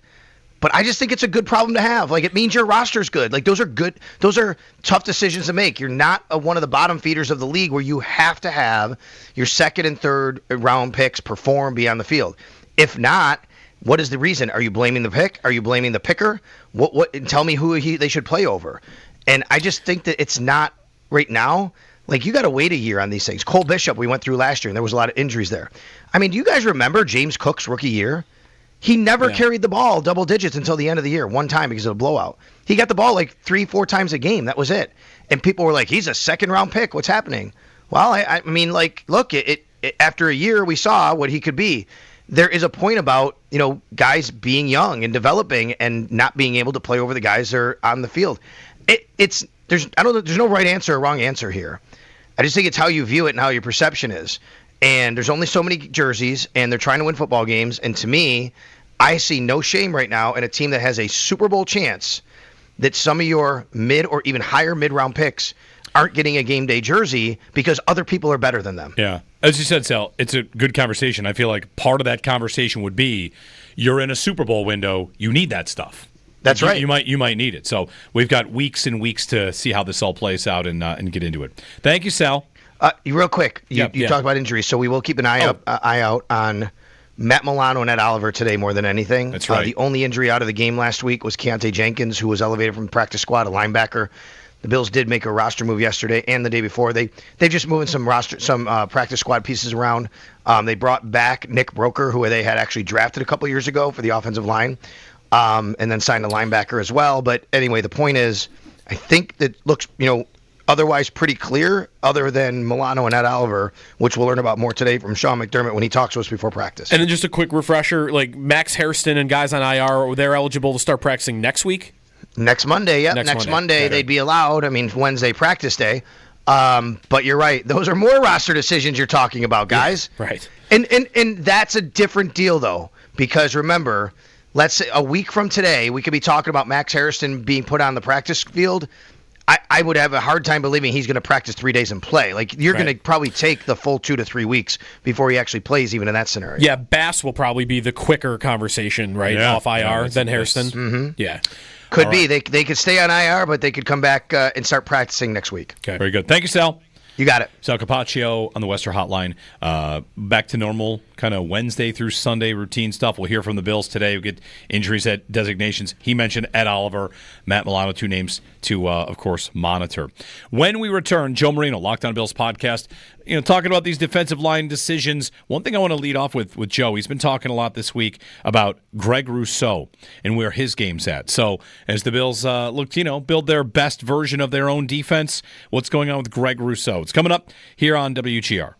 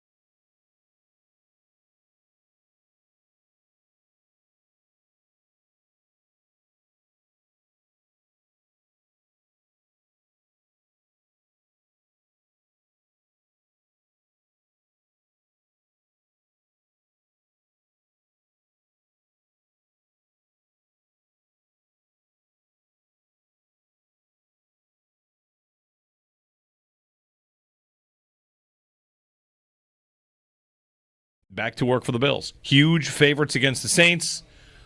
I've been thinking about this game. I've been thinking about their approach, and people get uncomfortable talking about like how well they are all set up to get the 1 seed to whatever, to kind of have their run of it this year. And it's so far away, you kind of have to try and not get ahead of yourself, but I don't know how you don't, right? How do you not? The Saints this week, the Patriots next week, we're talking 5-0, 6-0, 7-0. Howard got them to what, like 9-0 when he picked the Bills yesterday? Yep. Yeah, he didn't have them losing until they played Tampa, I think. Yeah. Which is in November, right? Yep. So there isn't much opportunity, I think, to be threatened yet. Unless you really are scared of the Chargers, you could respect the Chargers without being scared of them. That's the part of it. Like, I don't know what anybody is supposed to be afraid of, other than they haven't done it yet. We haven't seen them do it, and you might just think, well, something will go wrong because it's the Bills. And like, if you still live in that world where like it just won't happen because it just won't happen, then I don't know what to tell you, because everything that is laid out in front of them, like this is all good, right? Like the opponents they play, how they look out there on the field, and that's part of it too, right? Like, how much can you really decipher how good the Bills are? Because through 3 games, what do I really have? I have them playing 3 bad quarters against a great team. Yep. They played 1 great quarter against the Ravens, and then they played 2 bad football teams, right? Like, if this were a college football ranking committee, I could probably stand up there and make an argument that the Bills aren't number 1 in the league because you've played 1 good quarter against a good team so far. But it's, who have I played? This is going to be them all year. I can only play who was laid out in front of me. Right. If my job is to impress you, I'm not going to really have that many opportunities to do that.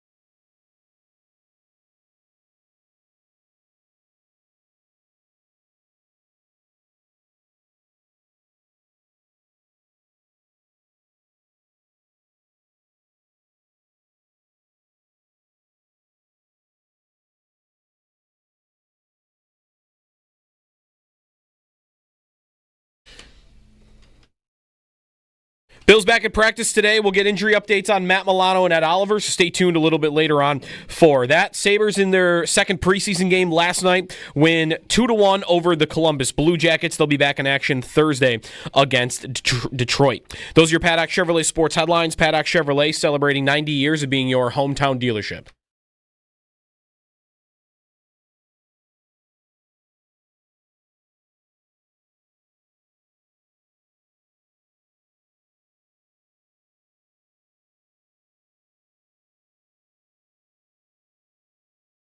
You can tell when these guys are using those hands, anchoring down, fighting pressure with pressure. This is with them implementing stuff that they've learned in practice on the game field, and then also what they're able to do in the twist game, right? What I see as an offensive lineman is what you want to do is you want to make sure when you're passing off twists to keep the defensive lineman on the same plane. That way you don't get your buddy picked and you don't create a muddy pocket. And what the Bills are being able to do is sink these twists. They're not quite getting home, but they're sniffing the quarterback now. And I'm telling you, that makes a huge difference, and it will make a huge difference as they progress these twist games and get more comfortable working with each other. Mitch Morse with One Bills Live there. It's Jeremy and Joe. Good morning. We get Joe Marino, the Locked On Bills podcast here, on with us. His normal 8 o'clock Wednesday. We moved him up a little bit. 7:30 today to talk about Bills Saints, and a little bit of the L22 review about the win over the Dolphins. Lots to get to here with Mr. Joe Marino. And Joe, good morning. Thanks for taking some time today. Good morning, Jeremy. Hope you're doing well. Doing all right. I wanted to get on the defensive line. Sal and I and Joe were just talking about it, like some of the roster decisions, whether or not Landon Jackson gets a jersey. I want to talk about Rousseau. I want to get to a bunch of stuff, but I wonder what you would say about the Bills' defensive line as a whole, because somewhere along the way last week, we were talking about the Bills blitzing and what they do, and found in all the numbers that the Bills are the number one team in the NFL in pressure rate, and yet. Yeah, I think you'd have a lot of people that say it feels like their defensive line is not getting home. So kind of, taking what Mitch Morse had to say there, like, what are you seeing from this Bills defensive line 3 weeks in? How upgraded it might be? We know it was a focus of what they wanted to do this offseason, and we know there's more coming.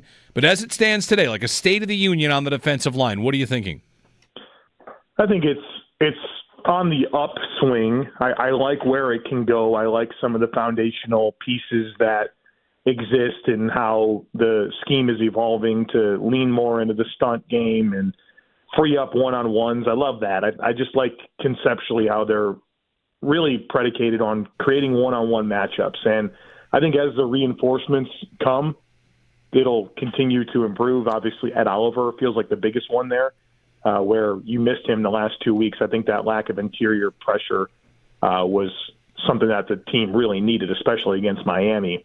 And then you layer that with Michael Hoyt, and I think that's going to be a big-time addition. I love what I saw from him out of the preseason, and starting to think about some of those combinations with Hoyt and Bosa and Rousseau and Oliver. You can get after some people, and I think those types of pieces, especially Oliver and Hoyt, that's where your stunt game's really going to take the next step because of how athletic those guys are, how versatile they are, guys that can really turn tight, steep angles and get to the quarterback.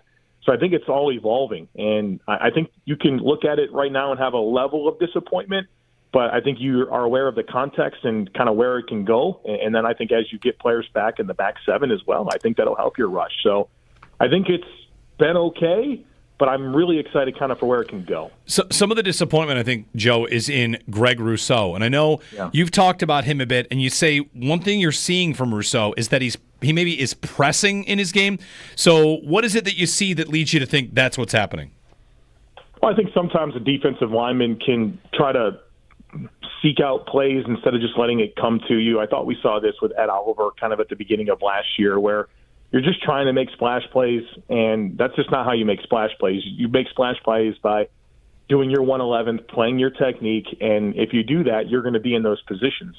So it's a little bit of that with Rousseau, but also, Joe Biscaglia of The Athletic put in his article last week that Rousseau's been dealing with a bone bruise in his knee since the Baltimore game, and Dr. Kyle Trimble was able to find some clips, one clip in particular of Rousseau banging knees with Derrick Henry, and you could tell he was in discomfort afterwards. So I'm definitely mindful of that piece of, where Groot is at. But I think that he's a player that, obviously you're looking for a little bit more of. The pressure numbers are good. You want to see that turn into more sacks, and then just don't chase it. Just play your game, and obviously I think he's proven to be a outstanding player, but I think that's another place where you can find some optimism and excitement is because you know that there's more to come out of Greg Rousseau this year. How high is the ceiling for him, do you think? Like the Bills re-signed him, they got him into a deal, he's had 8 sacks as his career high. Like how far should it be okay for Bills fans to really dream of him if there are more steps in there? No, I think you have to accept him for who he is, which I think is probably a 7 to 10 sack a year type player that's going to be an A-plus guy against the run. He's not a sack artist, right? He's not a Myles Garrett or a Max Crosby or Nick Bosa type player. That's not who he is, and he's also not paid like those players. He's paid half of what those players give. And so I think you have to appreciate him for what he is. And I think part of the disappointment with Greg Rousseau is there's this expectation that he's supposed to be that type of player. And I think once you can disconnect that and appreciate him for who he is and how he's actually paid relative to defensive ends, you're going to see a really good football player, but stop expecting him to be Max Crosby or Myles Garrett because you're going to find yourself disappointed.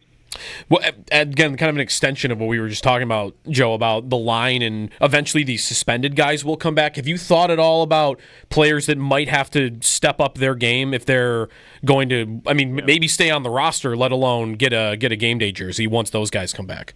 Yeah, it's a really good question, and I think that's what a big part of the next 3 weeks are. And I think that's why Landon Jackson needs to get a jersey for 3 weeks.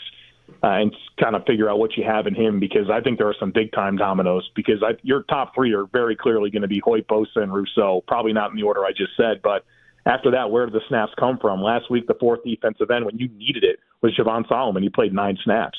So was that now Epinesa? Is Epinesa going to help balance things off with the top three? Does Jackson show you something that gets him a jersey and gets him on the field?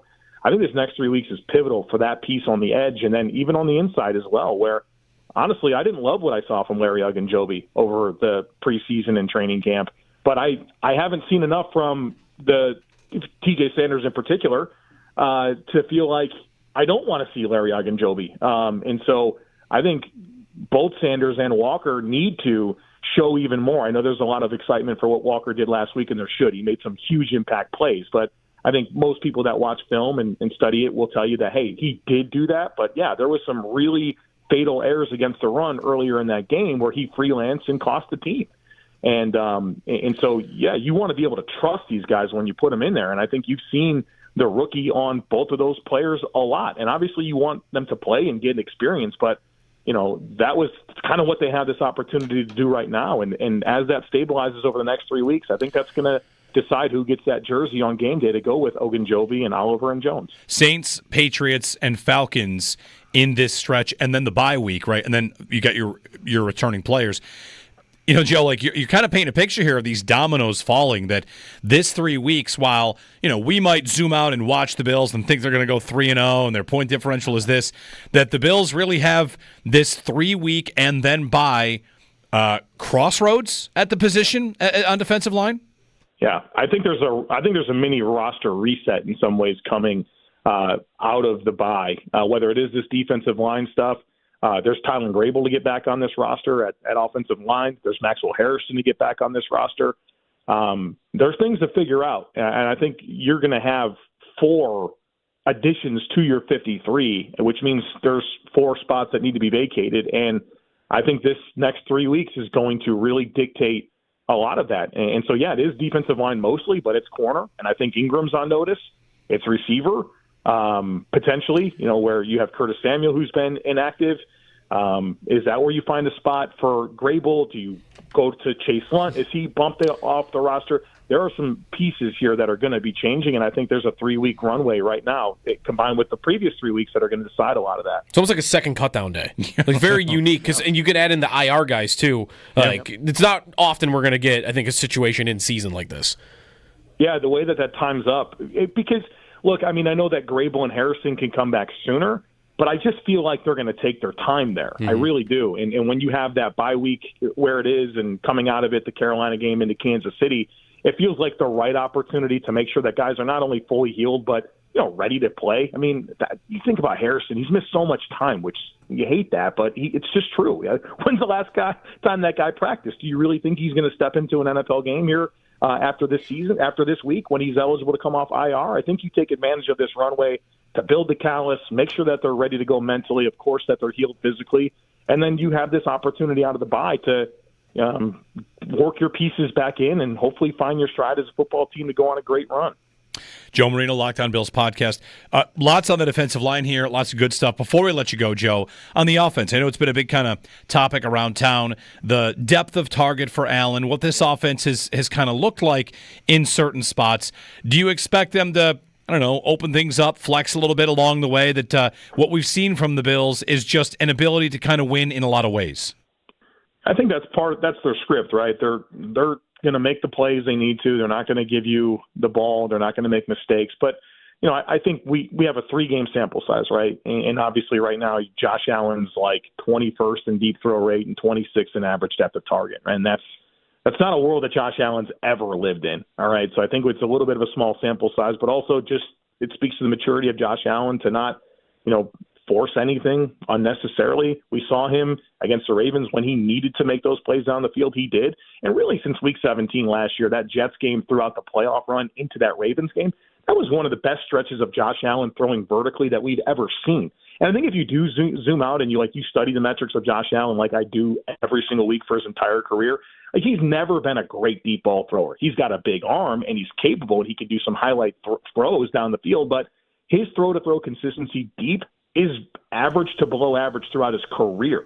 And so I like where it's at in some ways. I want a little bit more, but you don't want to major in minoring. And I think that's where a lot of the conversation is right now. And Josh has proven, especially lately, that when it needs to happen, he's got it in his bag. But I don't think the last 2 game scripts have really called for that. But I think it's there when it needs to be there. And I think there's been a good story to tell overall since Week 17. We'll see how it plays out. But it's a small sample size, and I don't think Josh will live in this world for the whole season. Very good. Joe Marino of the Locked On Bills podcast. You can find everything he does at thejoemarino.com. His Substack. Do I have that right, Joe? Thejoemarino.com? That's the spot. You go to The Joe Marino, you're going to find there. all this stuff. Beautiful. Go to thejoemarino.com. You get the podcast, the herd mentality, the All-22, all the great coverage Joe gives you out there. Thanks, Joe. All right, guys. Appreciate it. We should have this conversation about the defensive line coming up top of the hour, like what's going to happen and mini roster reset, second cut. Like it sounds like these 3 weeks, who's fighting for their spot, right? I mean, Curtis Samuel on the list, Landon Jackson, Javon Solomon, and this is maybe one of the defensive tackles. This is all with Dwayne Carter out of the picture because of an Achilles injury. Right. Like the numbers they had on the defensive line, they're so loaded at that spot. Eventually, some guys were going to have to go. It feels like he wasn't going to survive this. Right. With the guys coming back. Like I agree. Again, you don't want to say like silver lining for a guy that gets a season-ending injury, but I thought that might mean he has a path back with this team after otherwise he would have been cut loose. So they have so many pieces there, and it's still kind of this uncertain mix right now. 803-0550, 1-888-550-2550 to join us. Jeremy and Joe, happy Wednesday. It is September 24th. We've got Bills and Saints coming up this weekend. The Sabres won. They've got 2 wins in the preseason here against the Blue Jackets. They debuted a couple of goal songs at home last night. As part of the broadcast, you could scan a QR code and vote in that, so that was cool. Zach Benson, Josh Norris. I saw him in a Sabre jersey. You did. It happened. He's real. He looks better wearing number 9. He does. Not going to lie. I agree with Instantly a better player. Than 13? Yeah. 100%. Yep. It's a way better number. All right. You can join us, 803-0550 on WGR.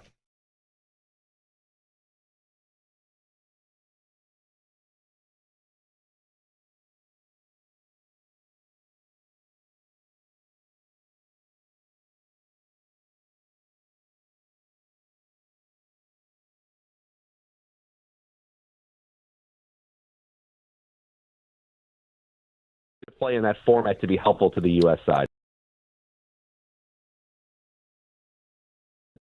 I think that, to your DeChambeau point too, there's that layer. I mean, Brandel Chambly obviously sometimes says things for effect. I would assume there'd be many players that wouldn't mind playing with Bryson because, hey, if you're his partner and you're playing alternate shot, guess what? He just hit his drive 400. Now you have 60 yards into the green. You like that.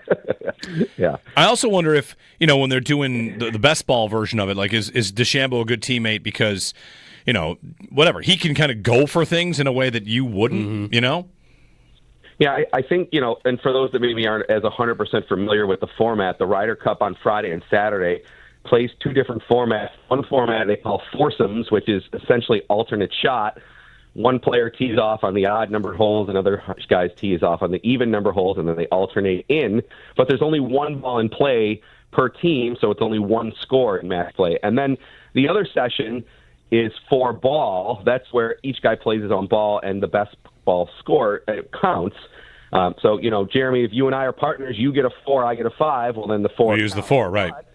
Yeah, you can use the 4. But I think what DeChambeau's game probably suits well is that what you just said is if I'm DeChambeau's partner and I hit, quote, a good drive and play, okay, go for it. First hole.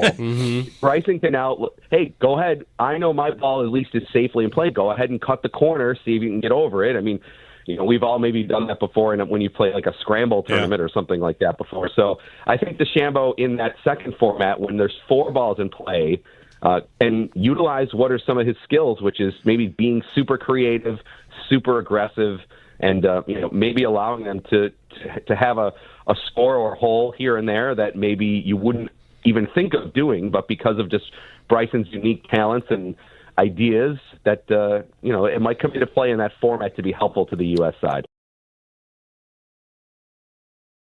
I wanted to get on the defensive line. Sal and I and Joe were just talking about it, like some of the roster decisions, whether or not Landon Jackson gets a jersey. I want to talk about Rousseau. I want to get to a bunch of stuff, but I wonder what you would say about the Bills' defensive line as a whole, because somewhere along the way last week, we were talking about the Bills blitzing and what they do, and found in all the numbers that the Bills are the number 1 team in the NFL in pressure rate.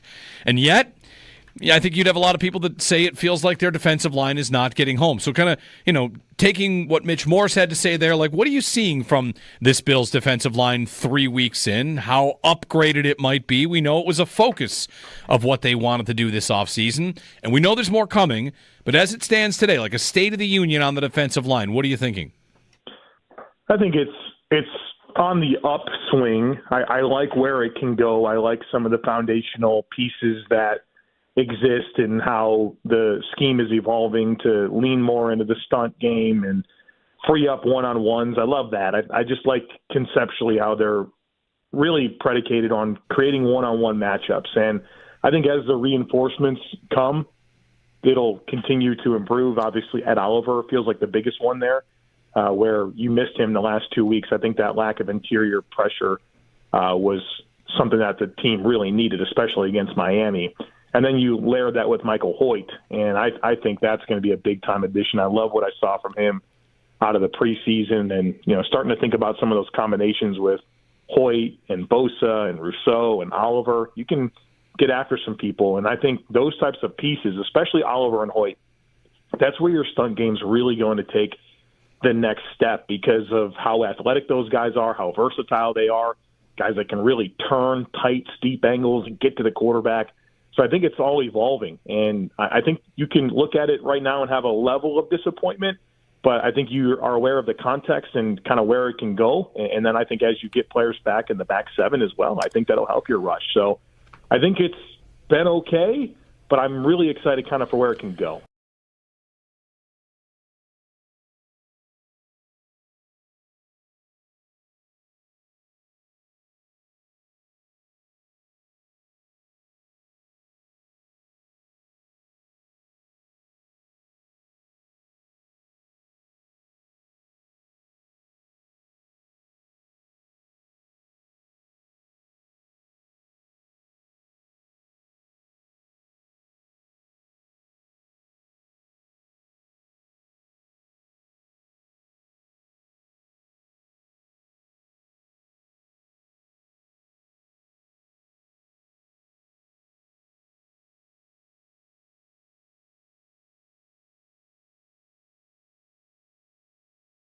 Jeremy and Joe, happy Wednesday. I'm off the next 2 days, which means I'm going to miss our fantastic 4-way parlay for tomorrow's Thursday night game. Which means we're going to win it. Just kidding. Hey, for the Sabres goal song, which they played last night, listen, everybody's got hot takes about the goal song. There's a couple options that would be just fine. Swords of a Thousand Men and Every Time We Touch both played for the 2 goals they scored last night. And I would just like to point out the sheer unintentional hilariousness of they score the first goal, Tage scores, on a nice pass from Zach Benson. Really nice pass. And the goal song plays, and someone wrote to me, you know what? It didn't have the immediate energy that I needed. I'm sorry, I don't like it. And I thought, excuse me, hold on one moment. You're telling me that a Tuesday evening preseason goal against the Columbus Blue Jackets, you thought there would be an emotional pop from a musical track being played after the... What could they possibly play? The 1812 Overture wouldn't pop after that. Right. So whatever, it's fine. They've got some options. Not Kickstart My Heart. It can't be Kickstart My Heart again. Listen, it will be rigged it can't be Kickstart My Heart again. There's just no way. It can't be that. There's no way anyone would ever vote for that. Every Time We Touch song is between you and me, it can't be that song because that's Why? lame. But if it is that, it's fine. It's lame. It'd be fun, you know? I don't know. It might get old quick. It's just though. like music that'll play. Nothing's going to really happen with it. Well, everyone will dance every time they score a goal. They will? Maybe. Yeah.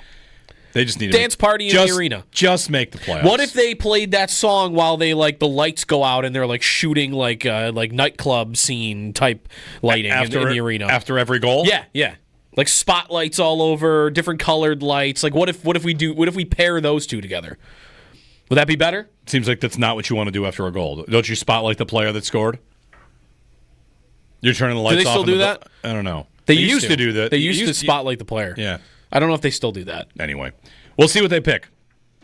Don't blame me. I don't know what they're going to pick. I don't think it'll be Swords of a Thousand Men that wins. I think it'll be, I don't know. I think that Oasis song might work. You think the Oasis song is going to win? Yeah, I think it's all right. I kind of like it. So we'll see.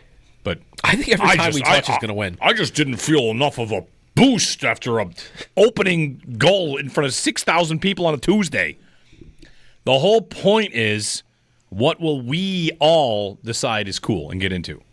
I think the best way to figure it out is imagine. I know it's tough to imagine, but imagine what the goal song would be like in a playoff run. Right, and every time we touch would not be good in a nothing playoff would happen. Would do nothing. No, in fact, it would kind of be. It would be very lame in that environment. But that. Listen, for Swords of a Thousand Men, there where everybody is listen, like the roof is being blown off the building, like that would be. We're drafting on tools here, you know. We're drafting on tools. That's right. This is a tools pick. This is the Josh Allen that hasn't fixed his throwing motion yet. That's throwing the ball 10 feet over people's heads. We're trying to grow something here. All right. Anyway, all right. 803-0550 on this defensive line conversation and all these draft picks and the mini roster reset. What are your thoughts on this? Joe Marino laying it out. Sal kind of getting on that as well. The idea that, if these draft picks are not making a difference, is that a problem or is that a sign they've got a good roster? If it's an interesting conversation, we'll have it. And we'll have it next. At 8:30, Paul jumps in about the Sabres. 9 o'clock, Ollie Connolly of the Read Optional Substack and of The Guardian. He has a piece on, among other things, Daniel Jones, Justin Herbert, the AFC picture as it looks like it's changing around the Bills. So it's all coming up here on WGR.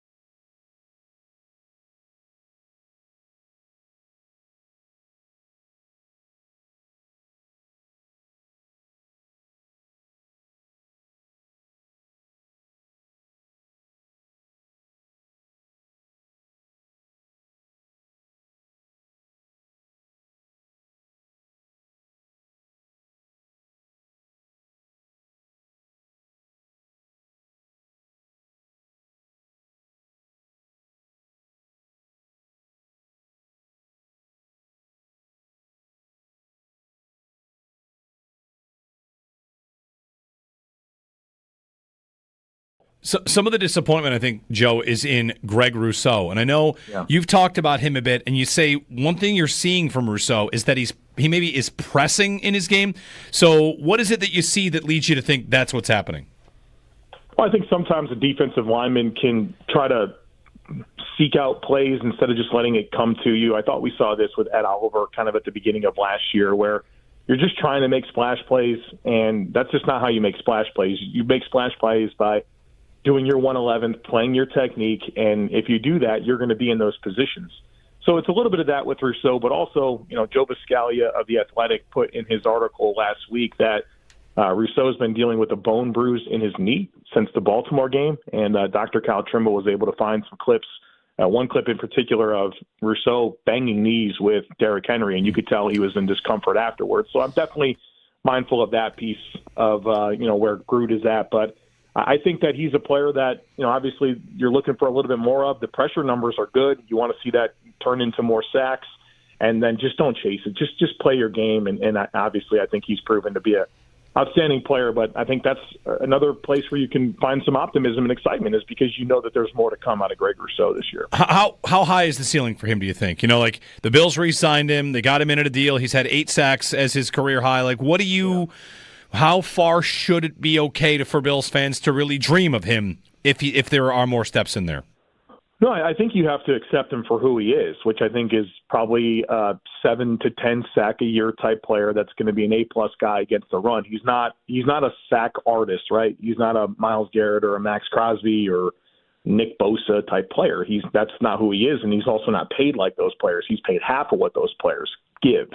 And so I think you have to appreciate him for what he is. And I think part of the disappointment with Greg Rousseau is there's this expectation that he's supposed to be that type of player. And I think once you can disconnect that and appreciate him for who he is and how he's actually paid relative to defensive ends, you're going to see a really good football player. But stop expecting him to be Max Crosby or Myles Garrett, because you're going to find yourself disappointed.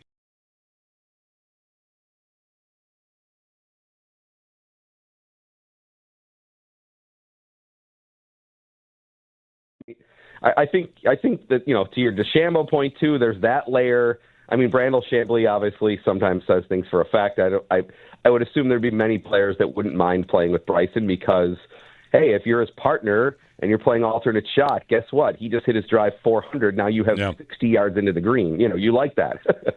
Yeah. I also wonder if, when they're doing the best ball version of it, like is DeChambeau a good teammate because, whatever, he can kind of go for things in a way that you wouldn't, Yeah, I think, and for those that maybe aren't as 100% familiar with the format, the Ryder Cup on Friday and Saturday plays two different formats. One format they call foursomes, which is essentially alternate shot. One player tees off on the odd numbered holes, and other guys tees off on the even number holes, and then they alternate in. But there's only one ball in play per team, so it's only one score in match play. And then the other session is 4 ball. That's where each guy plays his own ball, and the best ball score counts. So, Jeremy, if you and I are partners, you get a 4, I get a 5. Well, then the 4. We use the 4, right. Yeah, you can use the 4. But I think what DeChambeau's game probably suits well is that what you just said is if I'm DeChambeau's partner and I hit, quote, a good drive and play, okay. Go for it. First hole. Bryson can now, hey, go ahead. I know my ball at least is safely in play. Go ahead and cut the corner, see if you can get over it. I mean, we've all maybe done that before when you play like a scramble tournament or something like that before. So I think DeChambeau in that second format, when there's 4 balls in play, and utilize what are some of his skills, which is maybe being super creative, super aggressive, and maybe allowing them to have a score or hole here and there that maybe you wouldn't even think of doing, but because of just Bryson's unique talents and ideas that it might come into play in that format to be helpful to the U.S. side.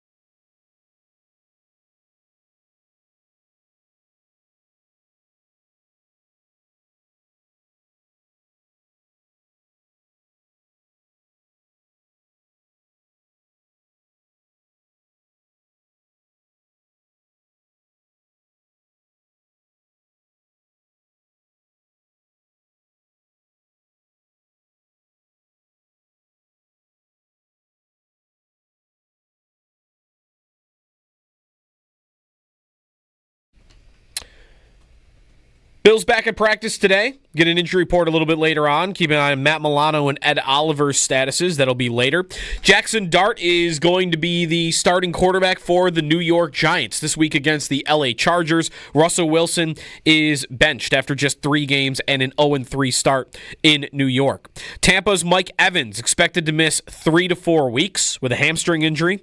And the Chiefs are optimistic they're going to get Xavier Worthy back this week in a limited role. He's expected to wear a harness while playing with his shoulder injury that he got in week 1. Sabres win over Columbus last night in preseason game number 2, 2-1. They're next up Thursday against Detroit. Couple more preseason games this weekend. And then the Yankees walk off the White Sox in the bottom of the 9th last night to clinch a playoff spot, 1 game back of the Blue Jays with 5 games to go in the AL East. That's your Paddock Chevrolet Sports Update. Paddock Chevrolet celebrating 90 years of being your hometown dealership.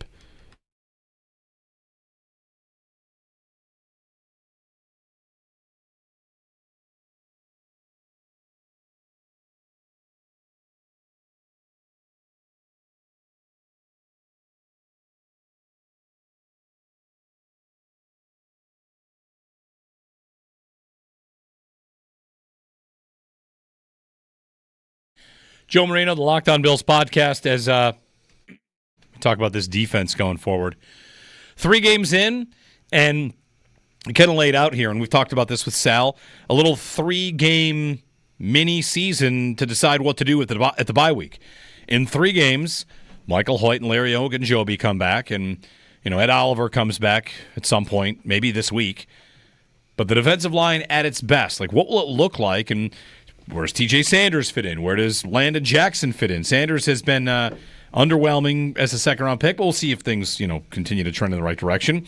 And Landon Jackson, we're waiting to see him get a jersey for the first time. Sean McDermott did say this past week that he was close to getting a jersey. And Sal's kind of got a point there to make, which is it a sign of a good roster or is it a sign of an underwhelming draft class? Again, it's 3 games into a draft class's career. So, you take it for what it's worth. But I guess it comes down to your mindset. Should the Bills be drafting players for 2 and 3 years, and this guy might not help us right away, but in 2 to 3 years we feel like he's a good player? Should they be aiming for we need contributions right away because we're in the prime of a Super Bowl window? Or could they even tell the difference? Could any team really tell the difference there because the draft is inexact? But, Sal lays that out, Joe. Put me on the side of if the second and the third round pick do not dress and do not contribute, I'm going with that's bad. That is not your roster is too good. I land on that's bad, and that's not a good sign, kind of no matter how you slice it. I think you could get them to a spot where they are on the field, and then that would be good. The idea is you take these players, you think they're going to be good, and then they end up being good. But like Javon Solomon and Larry Ogunjobi keeping guys off the field, I don't think that's a sign your roster is too good. Well, and I think it's even more the case if we're headed for Sanders being made inactive. I think that's even more true. One, he was a second-round pick that they traded up for versus Jackson, who's a third-round pick. And Jackson not being out there, that's not a great sign. It's kind of the Kyrie Elam point, right? All right, we haven't really seen him on the field, but it can't be going well because they're not putting him out there. But at least there would be some pushback you could have of, well, it's because the roster is that strong. You could say that. I don't really think you could say that about Sanders if he is to be benched at some point. He is to be placed on the inactive list because you've played and they have this investment in you. It's been cleared out. The Ed Oliver injury coupled with that. Every opportunity for that guy to perform at the level that they thought he would be, because otherwise they wouldn't have traded up in the second round, way up to go get him and make sure that he was on this team. If you're losing your game day jersey, that's just you've been bad. Yeah, not good enough. That's all that is. You're getting beat out by a guy that went 2 rounds behind you. You're getting beat out by 1-year contract veteran guys that are making a couple of $1 million a year, which every team in the league has. Second round picks, especially one that maybe got traded up for, would get every benefit of the doubt, would get every advantage, would every tiebreaker towards being out there and playing if you were impressing at all. And that is not happening. Out of 140 defensive tackles this year, he in PFF grade, he's 137th. It's been bad. Yeah. So I don't know. I think it's a worse look for Sanders than I think it is for Jackson. But I think it's a bad look for Jackson too. Their line's good, but your second and third round picks, those are supposed to be players with higher upsides that have maybe even star potential. Right? The guys at the depths of the roster, Javon Solomon and Larry Ogunjobi's and, Zion Logue, who's been playing some snaps out there for them. These are guys that, as role players, maybe you could do okay or even do well, but you're never hoping they grow into players or thinking they're going to grow into players you sign a second contract to. That's what you're hoping or even expecting out of a guy like TJ Sanders. Yeah. Very different. Yeah, and it's far from calling any of these picks bad picks or busts at this point, but just that I don't know why you wouldn't. It just hasn't started great. No, and at all. Yeah, I just wouldn't know why you would think it's not a big deal if they don't play. Hairston Would he have had the job by now? Would he have beaten out Trey White? Because if he had not yet beaten out Trey White, it would be the kind of same thing. Like his knee injury that takes him out of camp. Like, all right, he hasn't beaten Trey White. He's working his way up. I think you'd say, well, ideally, I want him to beat out Trey White. And Tre'Davious White's been a starter in this league and been a higher quality player than guys like Javon Solomon and Larry Ogunjobi. But it's just as simple as I want my young player that I drafted because I think they're going to be better to ultimately be better. And we'll see if that happens in time. I don't think any of these are like 5-alarm fires, but I like the way that Joe Marino kind of laid it out. In these next 3 weeks, there will be something that happens along the defensive line, and some players might surprise you, ultimately have to go. I don't know if that's Solomon. I don't think that they're going to waive Landon Jackson if everybody comes back. But like Michael Hoyt's back on this team, and then a defensive end is out. Who is that? Right? And if does the number crunch come to receiver where Curtis Samuel is a healthy scratch every week?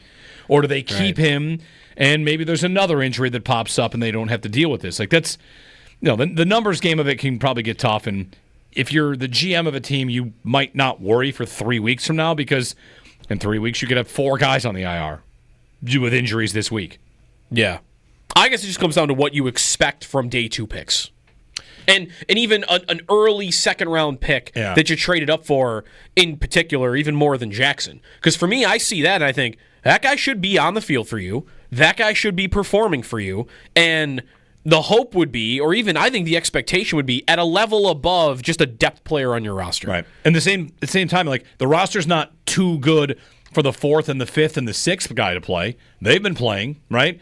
I've got Deion Walker out there, and he's not likely to lose his jersey. And I've got Jackson Hawes out there. Zach Davidson wasn't so good that Jackson Hawes wasn't able to get that job. Granted, they have obviously a very different role set tight end, but just it's a strange quirk to the way the Bills have drafted, where their 2nd and 3rd round picks are not nearly as productive as their 4th and 5th and 6th have been. That's Benford, that's Shakir, that's Milano, right? Like, we see later round picks making contributions, and then the earlier picks, there's a little bit of a graveyard of, that never really came to pass. That never really came to be. Yeah, it's just more inconsistent than maybe you'd like. Like, they had a run there with, 2nd and 3rd round picks where in a 3-year span, on day 2, they grab Spencer Brown, James Cook, Terrell Bernard, and Osiris Torrance. Pretty good. Like, that's pretty good. But since then, Cole Bishop, Dwayne Carter, Landon Jackson, and TJ Sanders. Early for those two, but at the moment, Bishop's doing okay, we think. But none of those 4 are making big impacts. And again, that's where my expectation would be for every draft. You'd want one of your day 2 guys, if you're going to draft 2. You want one of your day 2 guys to perform at the level of Spencer Brown. Right. Is that too much? He's not the best player in the league, best lineman in the league, but he's great. He plays to a first-round talent. Like if you took him in the first round, you'd be fine with Bernard, who's a starting level player. No one would think he's the best linebacker in football, but a starting level player. Like I think that it's not unfair to ask that your day 2 picks, one of them at least, should be performing at that level. Yeah. And at the moment, I mean, I don't know that they're going to get that level from either one of this year's guys for this season. Sanders would be the hope that he just turns it around. But so far, again, it just has not looked good. I'm inclined to think most of this is chalked up to randomness. Like, how come in these years they were good in the 2nd and 3rd, and then these years they have missed in the 2nd and 3rd, and then this year, the 4th round and the 6th round. Like, there's a lot of randomness in the draft. Nobody beats the draft. Everybody has busts. Well, doesn't Bean have a reputation a little bit with he can't nail it on the defensive line? Specifically? Sure. Because there are misses there a lot, and even the wins are, okay, Ed Oliver's a pretty good player, but that was a top 10 pick. Right, he was 9th overall. And Greg Rousseau is a good player, but first-round pick, and he's not an all-pro level player. And then you've got all the misses that I don't even need to run through. So, I almost wonder if it's more if you were going to look at Bean as a criticism for it, it would be more about that position group specifically. You just can't nail it. Yeah, the defensive line point's there. They've invested a lot there, and we've pointed out the last Pro Bowler they had on the defensive line is Kyle Williams. They haven't had a defensive lineman Pro Bowler at all. Right. So they've put a lot up there, and they've had some players that might have been worthy of it, like Leonard Floyd with 10.5 sacks, and Vaughn, in the year that he got hurt, would have probably been there, maybe even all-pro first team. So they had some good talent there, and Oliver's been good. But it's been a lot of focusing on that, and the returns. This is another year where you're looking for an uptick. That's why I led the conversation with Joe Marino at 8:30 with state of the defensive line. Like, where are we? Feeling good? And his answer was, yes, trending better. And Michael Hoyt will be a big part of that. We haven't seen that yet. And we'll see about, Sanders and Walker. But there's a lot of potential. They really need to start making that potential into, like, true results.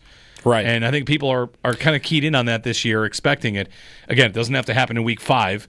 Where are they in December? Where are they in January? And what is happening is that's happening more with the veteran right now. That potential is being realized with Bosa more than anybody. But I'm not going to not be worried about him injury-wise for the whole season. Yeah. Just at any moment. And would you not be afraid of what their defensive line would look like if he got hurt right now? Like, he's relied upon. Yeah. In that defense, there's not many guys I would say I would less rather have injured than Joey Bosa right now. Because he's the most injury-prone. You have how many guys are the potential to be blue chippers at their position? It's Benford, Bosa. Is that the end of the list? Like, you got pretty much. You got other good players. Oliver in week 1 was looking like a blue chipper, and then he got hurt. I guess I'd feel more comfortable once Hoyt returns. Right? Like, if Hoyt were to return and then you got an injury, like, it wouldn't be as good, but maybe you could survive it better than they could right now. Get a call from Tony. And Tony, good morning. You're on WGR. Morning, guys. I'm not taking the Aaron Rodgers it's fine position here with these second and third round picks, but to add to the piece of how we built the defensive line up with veterans, I would also add that rookies. I think this is a position that has a tendency to take a little bit longer, just based upon being in a grown man body, especially on the interior. I'm hoping I don't want to redshirt a second round pick. That would suck. All right, but at the same time, man, there's something about being prepared in those trenches at the DT. You'll see pass rushers be able to do it a little quicker, I think, because they can do it with speed. But Jackson is, I think, not a great example of that as a speed rusher. And I put a lot on, just how filled out they are, how prepared they are in strength and conditioning to make those impacts in year one. I just think you see less of it, at those particular positions, and I think that's worth noting. Yeah, maybe. I feel like there's a bigger picture here about what they get in their returns on the line.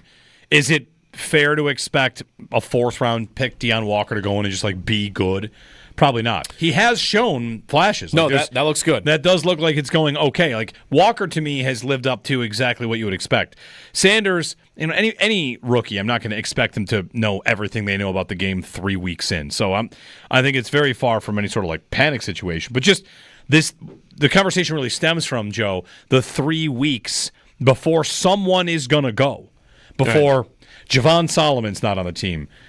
Again, Landon Jackson. It's really interesting what they'll do. If they could just decide, like, you know what, at edge, this guy's going to go and get waived. Would he get picked up? Or they trade a guy for like a 7th or something like that. Right. I guess it's kind of the same. You want to trade Epinesa? It's been a couple days since he's been traded on the air. We're back. Back to trading Epinesa. What did they save? Could they trade Curtis Samuel? Could they trade? I mean, yesterday the Jets traded for a corner who's not terrible. Yep. He took a lot of penalties with the Titans, and he's not terrible. He went for nothing. So could they look to move some pieces? I mean, you still save that $6 million, or it'd be $4 million or $5 million now if you trade Epinesa. If you trade Epinesa, okay. Yeah. Andrew and Kenmore. Hey, Andrew. Good morning. Hey, good morning, guys. So the point about like that it's a sign of a good roster. I mean, I don't really agree with that with respect to the defensive end position, and Landon Jackson in particular. I mean, it might be the case if the guys who are ahead of him were giving you production, But we're talking about guys like A.J. Epinesa and Javon Solomon who aren't really giving you all that much. So I think it's not unfair to expect your day 3 pick to come in and unseat, one of those guys. I think it's quite obviously fair to expect you at least to get your 3rd-round pick a jersey on game day. And I think it's just a sign of that position just in general. I mean, I think it was mentioned earlier, other than Bosa, you're not really getting that much. I mean, I know Rousseau is probably giving you pressures or, things that don't show up on the stat sheet, but I don't think it's unfair to expect that Rousseau shows up on the stat sheet once in a while and gets a sack here and there. So that's my point. I just don't think it's a great argument with respect to Landon Jackson. Like, it would be one thing if the production was there ahead of him, but I don't think that's the case. Yeah, thanks, Andrew. I think that's right. Like, I don't think this is a sign of a roster too good. And the other part of that would then be, did you not see that it was too good for a guy like this to get through where you'd have to cut a player or waive a player because there's just the numbers game of it? Like, that's why when a position is fully stocked, you don't just draft 5 more of them because there's no return on that. You got to get rid of that guy or those 5 guys if there's no space. Yeah, I guess I'm looking though right now. Like they're high up there in pass rush win rates, right, and pressure rate right now. So how good are the guys playing in front of them? Bosa's playing great, right? Yep, very well. Looking at if you compare their win rates at that position from last year to this year, Bosa's at 21%. And last year, Vaughn led the team at 18%. So he's improved on that, and he's playing more than Vaughn would have. The only guy really that hasn't gone up is Rousseau, who's gone down about 5%. But everybody else, it looks Epinesa's gone up a little bit. So it's just early. It's so early, and the quarterbacks you play matter to that as well. The group as a whole, I don't think is really underperformed, but it's just not what Javon Solomon gives you, what A.J. Epinesa gives you. These are role players. Yeah. If you are a 3rd-round pick with a talent level that some thought would go in the 1st round, it should not be that hard to unseat role players that play on special teams. 803-0550. Jeremy and Joe, good morning. We'll get to Paul Hamilton in a moment to recap last night's Sabres win over the Blue Jackets. Saw a fun question heading into the Ryder Cup this weekend, which was posed by a golf writer, which, if you were randomly dropped into a pro sporting event, your entire country's hopes and dreams are tied onto what you do. Did you see this question? No. Here are the 4 options. What are you taking? A free throw, a penalty kick, a 25-yard field goal, a 6-foot putt. What do you take? The entire nation. What was the field goal distance? 25. 6-foot putt, free throw. Penalty kick should be in here. What else? What would be another suggestion here? Penalty kick's good, right? To win the World Cup, you got a penalty kick against, There's a goalie. A 6-foot putt. There is. It's a big net, though. Yeah, the others don't have goalies. Hey, sometimes those guys score goals just a little chip shot down the middle. Sometimes they do. There's no goalie on that field goal. There's no goalie on the putt. Well, no, they're trying to block that field goal, right? You got to get it up. Fair. You got to get it over the line. That would be harder than beating the goalie in a soccer net. I would have a way easier time beating that goalie on one side than I would the ball up in the air. I don't think I would get the kick over the lineman. See how big Jordan Davis is? I got to kick it over him. You're afraid of the 6-foot putt, huh? I think I'd take the free throw. Yeah. Yeah, give me the free throw. Free throw. Yes. Maybe the 6-foot putt. Free throw. I want the free throw. How much does the putt break? Is it downhill? Is it uphill? That's a good question. I got to look at this putt. Even a flat 6-foot putt would terrify me in that moment. 6 foot's a long way on the ground. Yeah. 803-0550 and 1-888-550-2550. Paul on the other side, as we dig into last night, we saw some of the Sabres regulars. Zach Benson, Josh Norris, Tage Thompson, Rasmus Dahlin playing last night for the Sabres. They won. They beat the Blue Jackets. We'll get Paul's thoughts on that and set the table for the rest of the preseason. We got 2 more games from the Sabres before the Bills play their next game. Ollie Connolly at 9 o'clock on the other AFC contenders. And no, that's not Chiefs and Ravens.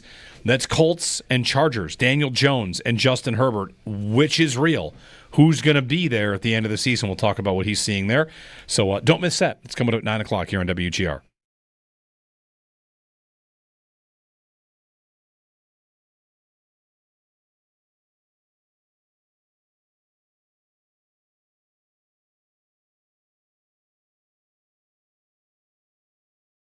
One thing that could be different for this week's game, I'm wondering on a couple different players. Like it's game number 4, right? Mm-hmm. They're 3-0.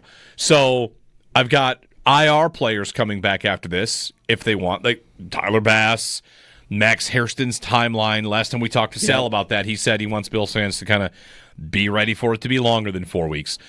But there's one name here, and that's Landon Jackson that I want to talk about. Yeah. Is he active this week? Sean McDermott said he was close to being active last week. Yep. He goes in for likely Javon Solomon. Yep. And is he doing all that much? Not really. No, he's not. I mean, he's not. He's playing 10 snaps. Yep. Here and there. And I wonder if the Bills subscribe to the idea that getting him on the field is just going to be good for him. Get him reps.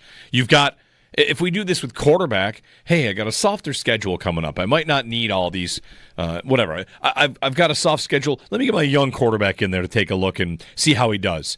If you're the Bills, 16.5-point favorites, if you wanted to try some stuff, again, that doesn't mean take the Saints likely. It just means you feel like you can do some things.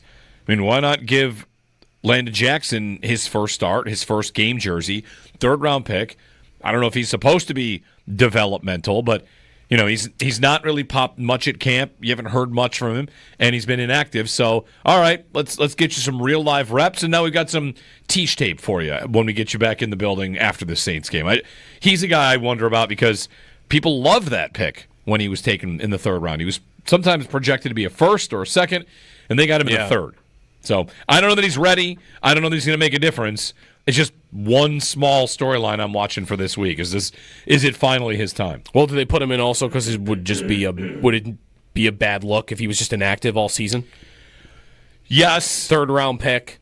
Like would they even get criticized for never giving him an opportunity to show anything?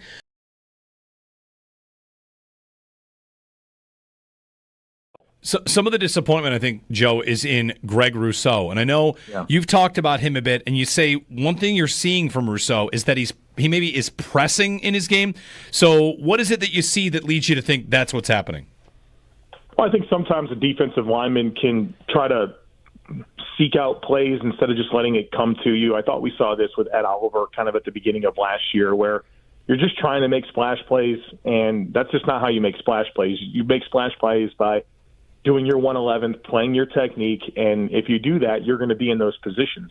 So it's a little bit of that with Rousseau, but also, Joe Biscaglia of The Athletic put in his article last week that Rousseau's been dealing with a bone bruise in his knee since the Baltimore game, and Dr. Kyle Trimble was able to find some clips, one clip in particular of Rousseau banging knees with Derrick Henry, and you could tell he was in discomfort afterwards. So I'm definitely mindful of that piece of, where Groot is at, but I think that he's a player that, obviously you're looking for a little bit more of. The pressure numbers are good. You want to see that turn into more sacks, and then just don't chase it. Just play your game, and obviously I think he's proven to be a outstanding player, but I think that's another place where you can find some optimism and excitement is because you know that there's more to come out of Greg Rousseau this year. How high is the ceiling for him, do you think? Like the Bills re-signed him. They got him in at a deal. He's had 8 sacks as his career high. Like, what do you how far should it be okay for Bills fans to really dream of him if there are more steps in there? No, I think you have to accept him for who he is, which I think is probably a 7 to 10 sack a year type player that's going to be an A-plus guy against the run. He's not a sack artist, right? He's not a Myles Garrett or a Max Crosby or Nick Bosa type player. That's not who he is, and he's also not paid like those players. He's paid half of what those players give. And so I think you have to appreciate him for what he is. And I think part of the disappointment with Greg Rousseau is there's this expectation that he's supposed to be that type of player. And I think once you can disconnect that and appreciate him for who he is and how he's actually paid relative to defensive ends, you're going to see a really good football player. But stop expecting him to be Max Crosby or Myles Garrett because you're going to find yourself disappointed.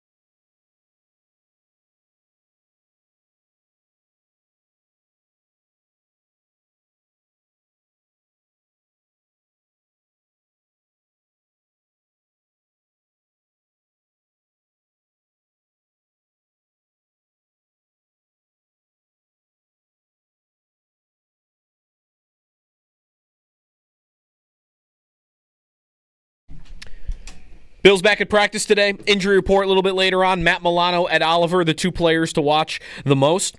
And Sean McDermott speaks with the media a little bit later as well. Jackson Dart, the new starting quarterback of the New York Giants, their first-round pick going in for Russell Wilson, who goes 0-3 in his 3 starts on the season. Sabres won last night in preseason game number 2, 2-1. We'll talk more about it with Paul Hamilton coming up next. The Yankees win last night to stay alive in the AL East. They would have been alive anyway, but they're only 1 game back now. They clinched a playoff spot with a walk-off win over the White Sox. Those are your Paddock Chevrolet sports headlines. Paddock Chevrolet, celebrating 90 years of being your hometown dealership.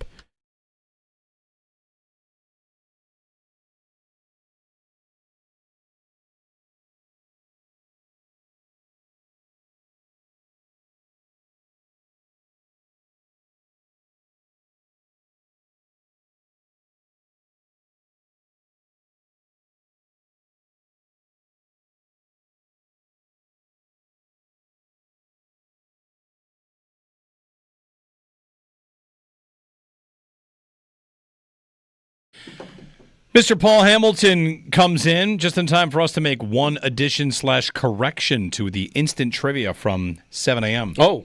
Your Doug Peterson guest, Joe, was correct. He started against the Bills? Yes, Doug Peterson coached against the Bills, and then he came in 99. He started in 1999 when McNabb was a rookie and got benched at the end of the season. And the Bills play the Eagles that year? Yes. So, Paul, a trivia question for you. The players and the people that have coached against and started against the Bills as a quarterback, Doug Peterson, Tom Flores, Steve Spurrier, Jim Harbaugh, Frank Reich, and Sunday, add to the list, Kellen Moore. So there are 6 as of Sunday. Frank Reich was the one that came to mind immediately. Yep. None of the rest of them did. I mean, Peterson lost 26-0. Did he really even play? He played. He got shut out. He started. Does it really even count? If you got 0... By the way, he got no more points than I did that day. How many games did Peterson last until McNabb went in as the starter? Was it 3 or 5? No, it was 9. 9 games. Then McNabb went in. Okay, Jackson Dart goes in after 3. Sometimes these changes are made. Josh Allen went in after 1. Well, half. Not even half. Right. It was half. Anyway, Paul Hamilton joining us. We chat about the Sabres' win last night over the Blue Jackets. Back home at KeyBank Center. Paul, did you notice the improved acoustics of the arena? I know they've changed some things in there, right? Not that you might notice that. The game itself, Paul, 2-1 win over the Columbus Blue Jackets, a game in which they fell behind, but ultimately won. Stars of the game, any takeaways? We did get to see some of their big-time regulars. We did, and what I did notice, actually, of the sound system is I could actually understand it. Oh. It went up when I sat, like I never... It was the time of the goal was always garbled. I never, ever could understand it. I always had to go to the game summary online.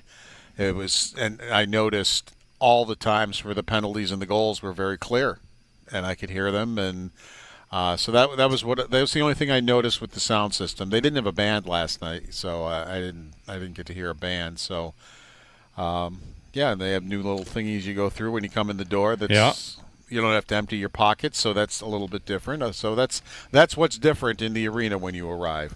All right. As far as the hockey team, what's different? They've played 2 preseason games. Georgiev has made 16 saves on 16 shots. Levi has made 11 saves on 11 shots. And Lyon has made 13 saves on 14 shots. They've made 40 saves on 41 shots and really have limited things. I mean, look at the shot attempts for the Sabres last night. I mean, it was just way up there, and they had 62 shot attempts, 34 shots that actually hit the net, and so far so good. It's exhibition hockey. They basically played Columbus's AHL team for the most part. They really missed a lot of open nets. I mean, that easily could have been a 5-6-1 game. Zucker was pretty funny afterwards. We were chatting with him, and I asked him, well, how'd the 19-year-old? He was on your line. Helen has played with McLeod and Zucker, and he goes, I did actually notice he doesn't like open nets. He starts laughing because Hellenius missed 2 wide open nets. The one, Zucker made a great move, came down, fed Hellenius coming down the slide. He had the open net, and he missed the net. So, yeah, it's I'm kind of, I was looking at Dahlin. It's preseason, but he still played 25-37. McLeod played 22-37. One thing that really stuck out in me is Norris won 11 of 14 faceoffs. And I'm more concerned about that stat when we get to the power play. When we talk about the power play, which wasn't great last night, but it's a work in progress, I suppose. But so many times you lose the faceoff, goes down the ice, and you never get in the zone again. That was a lot of what they would do. Or they, at least minimum, you got to go back and retrieve it and come back up ice. You've lost 30, 40 seconds of your power play. If you got a guy who's going to win you the faceoff more times than not, or quite a few times like Norris has the capability of doing, you're set up now. Yeah, with Norris on faceoffs, is Benson going to see time on the power play? I mean, he wins puck battles, right? You're talking about, you want to maintain possession. If it goes to the boards, he's good at that, even though he's not the biggest guy. I don't know if he'll see more power play time this year. He may on the second power play, possibly. He's not going to. The first is going to be Tuck up at the high slot in the bumper position. They've got Zucker in front of the net. You've got on the flanks, you have Norris and Thompson, and you've got Dahlin quarterbacking the thing. Isn't that, Paul, so they go 0 for 4 last night on the power play, but that's a big sticking point. They've been pretty weak in that department 2 years in a row. Is their biggest plan here to improve the power play? Norris is going to be on that opposite side of Thompson and give them like a real dangerous option across from Thompson to maybe open him up a little bit more? Yeah, I mean, he's more of a shoot-first guy kind of guy, and he's got a great shot, so now you have to respect both circles. Before, all they had to do was take Thompson away and you're done. They had no answers for that, for the most part. Until, I mean, right at the end, the last maybe 20 games, they were pretty representative on the power play. But before that, for the most part, it was one of the worst in the National Hockey League. Now you have to respect both circles, and I think that'll give Dahlin more options back as he's quarterbacking back at the point. He's not trying to force things to Thompson. They won't have to have as many entries, which is sometimes a real problem for them, trying to get into the zone because, again, if Norris wins the draw inside the zone, they're there. They don't have to worry about the entry. Now you're set up. A lot of that might be taken away also. And Norris can help with entries also, I believe. So the second power play is a little more, I can tell you Byram has been practicing on the bumper. You got Power quarterbacking it. And, I think you might see Kulik on that one. You might see Quinn on that one. You might see Benson. You may not. I think that one is going to be more of a work in progress as they try to work people in and figure out what would be a good second unit for them. Paul, on Benson there, maybe not on the first power play unit, but he's on the top line last night. And, do you think that sticks? Do you think Benson has looked impressive enough that you think he stays on that top line, at least for the foreseeable future? He hasn't put the numbers up yet. I wonder if he has the instincts. You saw it on that pass last night to Thompson. Yeah. He has the instincts to be a playmaker, but he's just got to do it. And it's whether he's ready for a role where he's going to play 2 to 3 more minutes a night.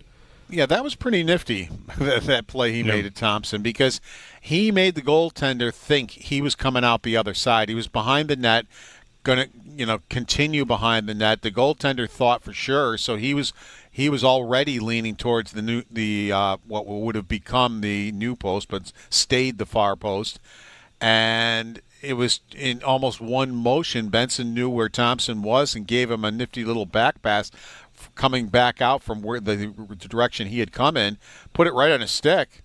Thompson had half an empty net to put it in. I mean, it was so those are the types of plays that I think Benson is very capable of. I mean, this guy has always been a points guy, a scorer in every league he's been in.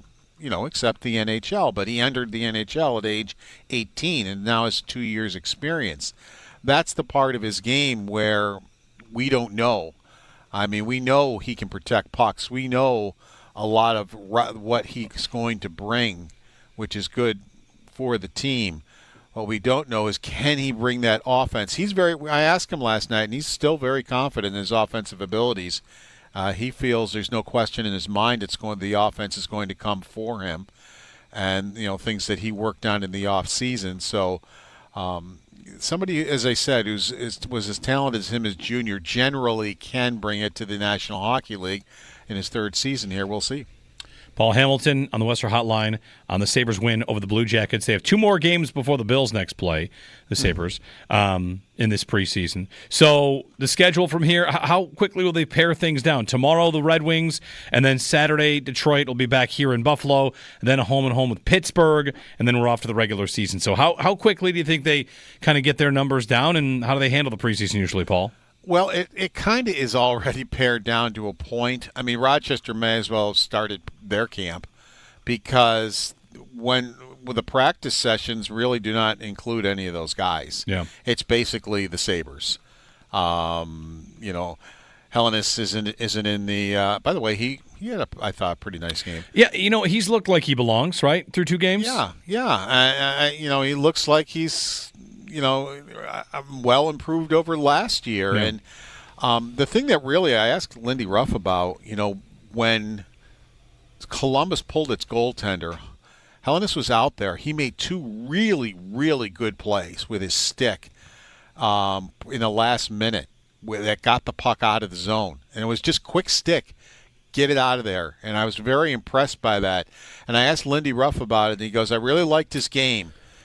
And he said, but there was one thing I really didn't like, and what was it? He asked me. He's looking at me. And I thought I thought he was going to say he missed the open net. He goes, nope. He goes, it was that penalty he took at the end of the third period. He goes, that is the penalty we have to get out of our game. Yeah. He goes, it's a stick penalty with 4 minutes left in the game in a 1-goal game. He goes, we have got to stop taking that penalty. And he goes, I had a choice. I could have benched him because I think I didn't see him do it, but he probably gave it to him over on the bench. He goes, I could have benched him or I could see how he'd react. He goes, I chose to see how he reacted. And he goes, I was very impressed with how he reacted to that. And after that is when he made those 2 nice plays when the goaltender was pulled and help get the puck out. So it's interesting the way he reacted to that and the way he reacted to Hellenis to let him know that's unacceptable. Paul, yeah, my follow-up was just going to be, who does that say more about in terms of learning? Is that about Consta Helenius, or is that Lindy learning? Like, you know what? Maybe the way that I should handle this is different. Lindy's talking about how he handled it, and never mind how Helenius handled it. Well, he talked about how he handled it too. He goes he liked how Hellenis handled it. Afterwards, he said I could have benched him, and I think he gave it some thought because he was furious about it. He goes, that penalty we have to stop, and he's right. They take that penalty. They take some silly penalties that kill them in games, and those are the types of things that he was trying to get out of the game. And I don't know how successfully. I really wasn't too successful about it. And he got pretty angry about it last year, but he chose to, all right, what are you going to do about it? Yep. You just put our team almost behind the 8 ball. What are you going to do about it? And he gave him the right response. Thanks, Paul. Take care, guys. Paul Hamilton on the Western Hotline. I think I have an idea for a bet. You got an idea for a bet? I got a good bet. Okay. It's a hockey bet? Yeah. All right. From the makers of the Skinner bet.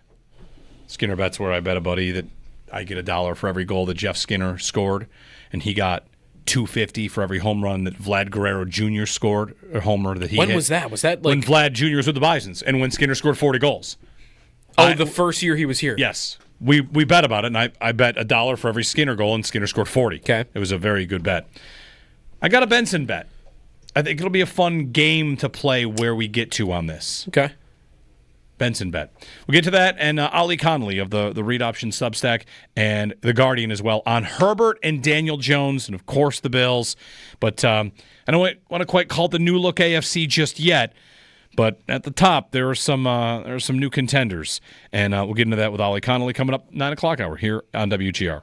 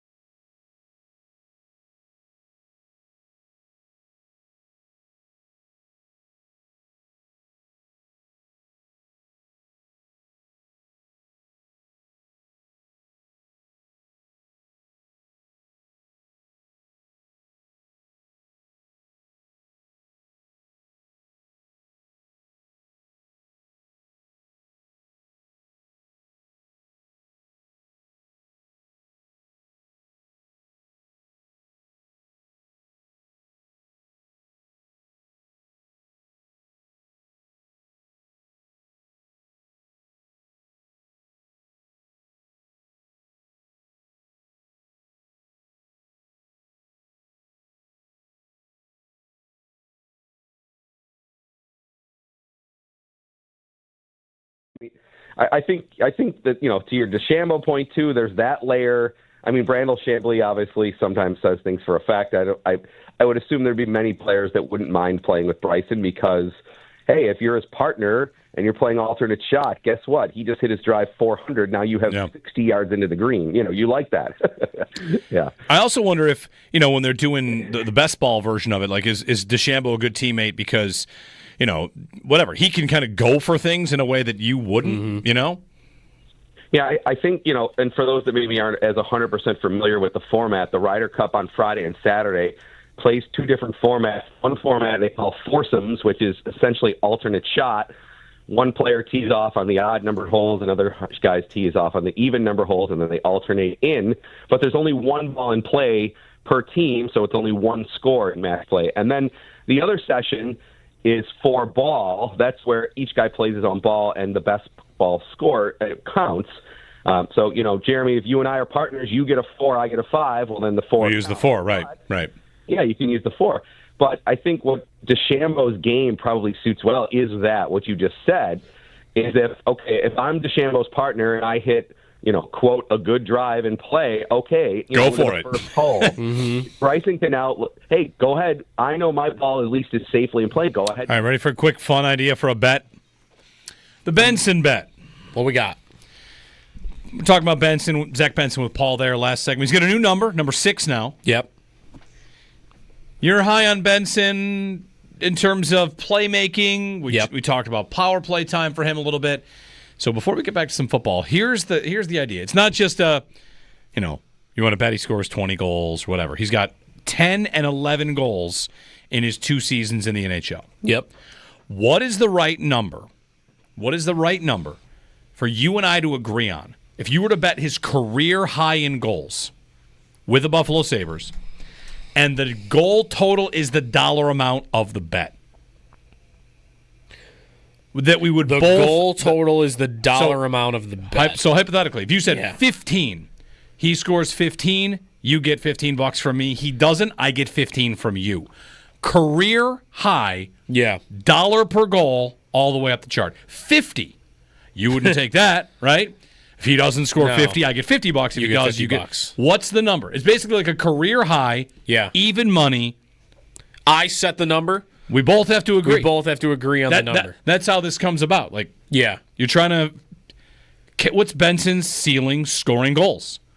Because, all right, people love his game. He's so smart. And he's one of my favorite Sabres I've ever watched.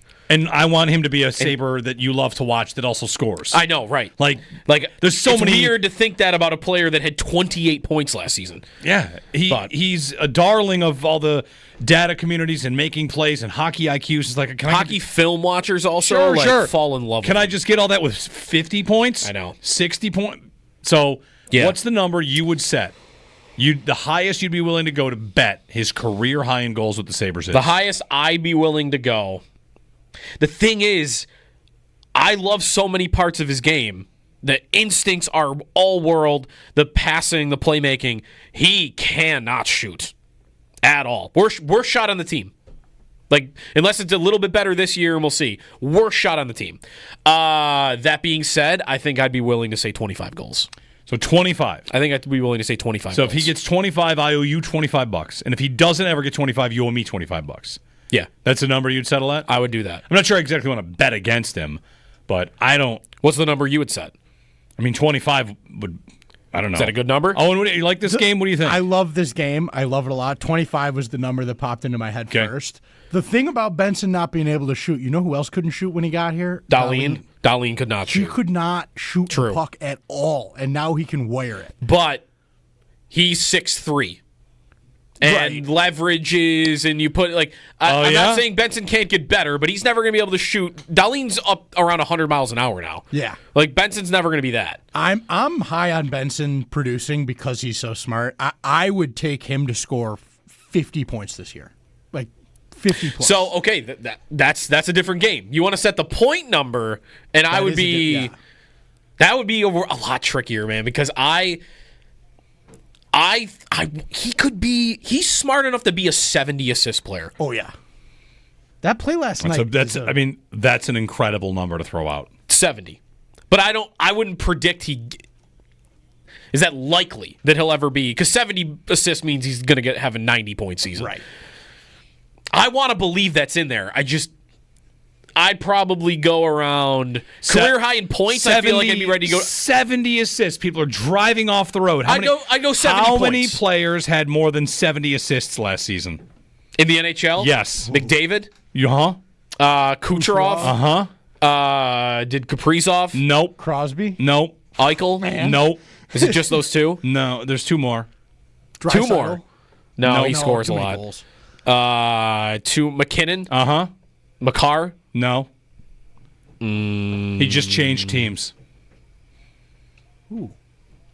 Big Marner. I mean, maybe you want to walk it back a little bit. I went with 50 points. He's a struggle for me because I think he is smart enough to be one of those players. I don't think he has the physical skill set. Okay. So, Let me I will dive back. 70 points. If you wanted to make a bet on the points, I would say 70 points is a career high. Could I make another comparison where the skill set is not the same, but what you're all laying out sounds an awful lot like everybody said about Sam Reinhart. He's so smart, it will all eventually come together. Yes. Right. That was Reinhart. Yes. That's part of why I love Benson so much. of similarities. It's very like that great a skater, but just it doesn't even matter because he's in the right spot all the time. Right. Reinhardt's a decent example. Also, didn't have the greatest shot when he showed up in the league, and now he's potting 50 and he goals. wasn't the greatest skater, and now he's one of the best goal scorers. When Reinhart got here, the conversation was he too slow? Right. For the league. Yeah. I'll go to 70 points. You want to make the points bet, I'll go 70. You want to make the goals bet, I'll go 25. Career high of 70 points. 70 points. I'd join you in that, Joe. I think he's going to be good. You want to bet under that? Listen, I don't want to really bet against the Sabres because what's the fun? But, man, 70 points. I mean, he'll be a Sabre for 4 more years when he's frustrated and leaves. Obviously. You got to get the captaincy first. Sorry, the snark is... We're getting rid of that. We're not doing that this year. We're optimistic this year. We're excited. How about until the season starts? Snark until the season starts? Snark until the season starts, and then no snark. I mean, you just predicted Zach Benson to get 70 points. Well, it's someday. Someday. Yeah, that could be in 7 years. Matt, you could have had a 50-goal bet on Sam Reinhart 10 years ago, and you just got paid off. True. 70 points. With a cup-winning team that he gets traded to. So we're done with the snark. We're not doing that. Win with Vancouver. We're not doing that. We just said we're not doing that. Who did that? Ollie Connolly of The Guardian and the Read Option Substack on the Chargers, the Colts, of course, the Bills, the new look hierarchy to the AFC. It's coming up next. Don't miss it.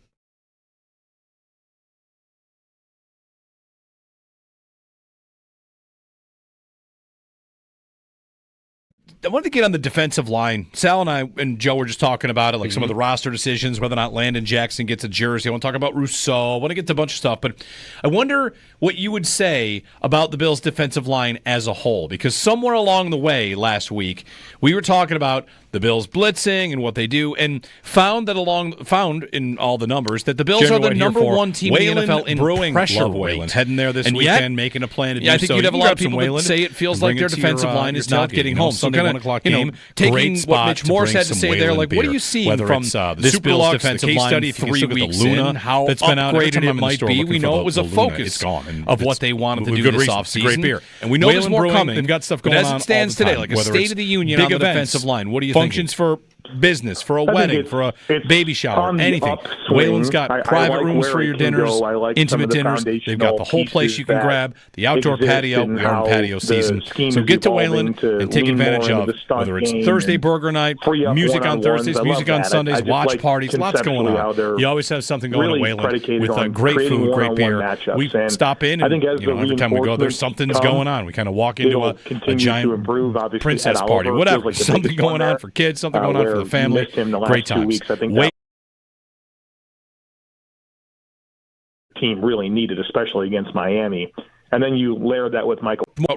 I wanted to get on the defensive line. Sal and I and Joe were just talking about it, like some of the roster decisions, whether or not Landon Jackson gets a jersey. I want to talk about Rousseau. I want to get to a bunch of stuff, but I wonder what you would say about the Bills' defensive line as a whole, because somewhere along the way last week, we were talking about the Bills blitzing and what they do, and found in all the numbers that the Bills are the number one team in the NFL in pressure rate. And yet, Yeah, I think you'd have a lot of people that say it feels like their defensive line is not getting home. So kind of, taking what Mitch Morse had to say there, like, what are you seeing from this Bills defensive line 3 weeks in? How upgraded it might be? We know it was a focus of what they wanted to do this offseason, and we know there's more coming. But as it stands today, like a state of the union on the defensive line, what are you thinking? I think it's on the upswing. I like where it can go. I like some of the foundational pieces that exist and how the scheme is evolving to lean more into the stunt game and free up one-on-ones. I love that. I just like conceptually how they're really predicated on creating one-on-one matchups. And I think as the reinforcements come, it'll continue to improve. Obviously, Ed Oliver feels like the biggest one there, where you missed him the last 2 weeks. I think that lack of interior pressure was something that the team really needed, especially against Miami. And then you layer that with Michael Hoyt, and I think that's going to be a big-time addition. I love what I saw from him out of the preseason, and starting to think about some of those combinations with Hoyt and Bosa and Rousseau and Oliver. You can get after some people, and I think those types of pieces, especially Oliver and Hoyt, that's where your stunt game's really going to take the next step because of how athletic those guys are, how versatile they are, guys that can really turn tight, steep angles and get to the quarterback. So I think it's all evolving, and I think you can look at it right now and have a level of disappointment, but I think you are aware of the context and kind of where it can go. And then I think as you get players back in the back seven as well, I think that'll help your rush. So I think it's been okay, but I'm really excited kind of for where it can go.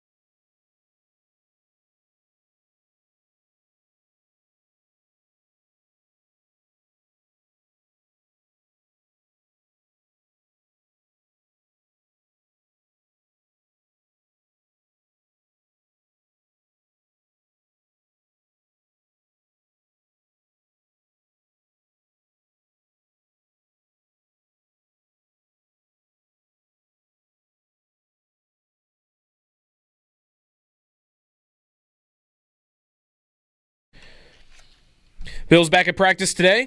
Getting ready for the Saints on Sunday. Be a injury report a little bit later on. Keep an eye on Matt Milano and Ed Oliver for that. They didn't practice at all last week. The Elsewhere around the NFL, Jackson Dart is going in as the starting quarterback for the New York Giants. Russell Wilson to the bench after an 0-3 start for him. The Sabres were in action last night, preseason game number 2, a 2-0 win over Columbus. They'll be back in action tomorrow night against Detroit. Yankees win over the White Sox in the 9th inning. 1 game back of the Blue Jays with 5 games to go in the AL East. They also clinch a playoff spot last night.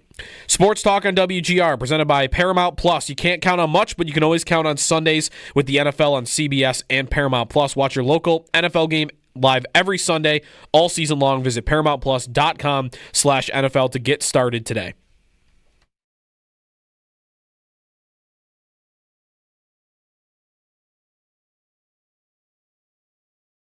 It's too early to count them out. It's the first quarter, but they could have the first quarter of the season. They could still have 3 good quarters and be where they want to be at the end. It's tough when you lose in divisional games, though. It makes it harder to makes it a steeper hill to climb. But there's still a lot of games to play.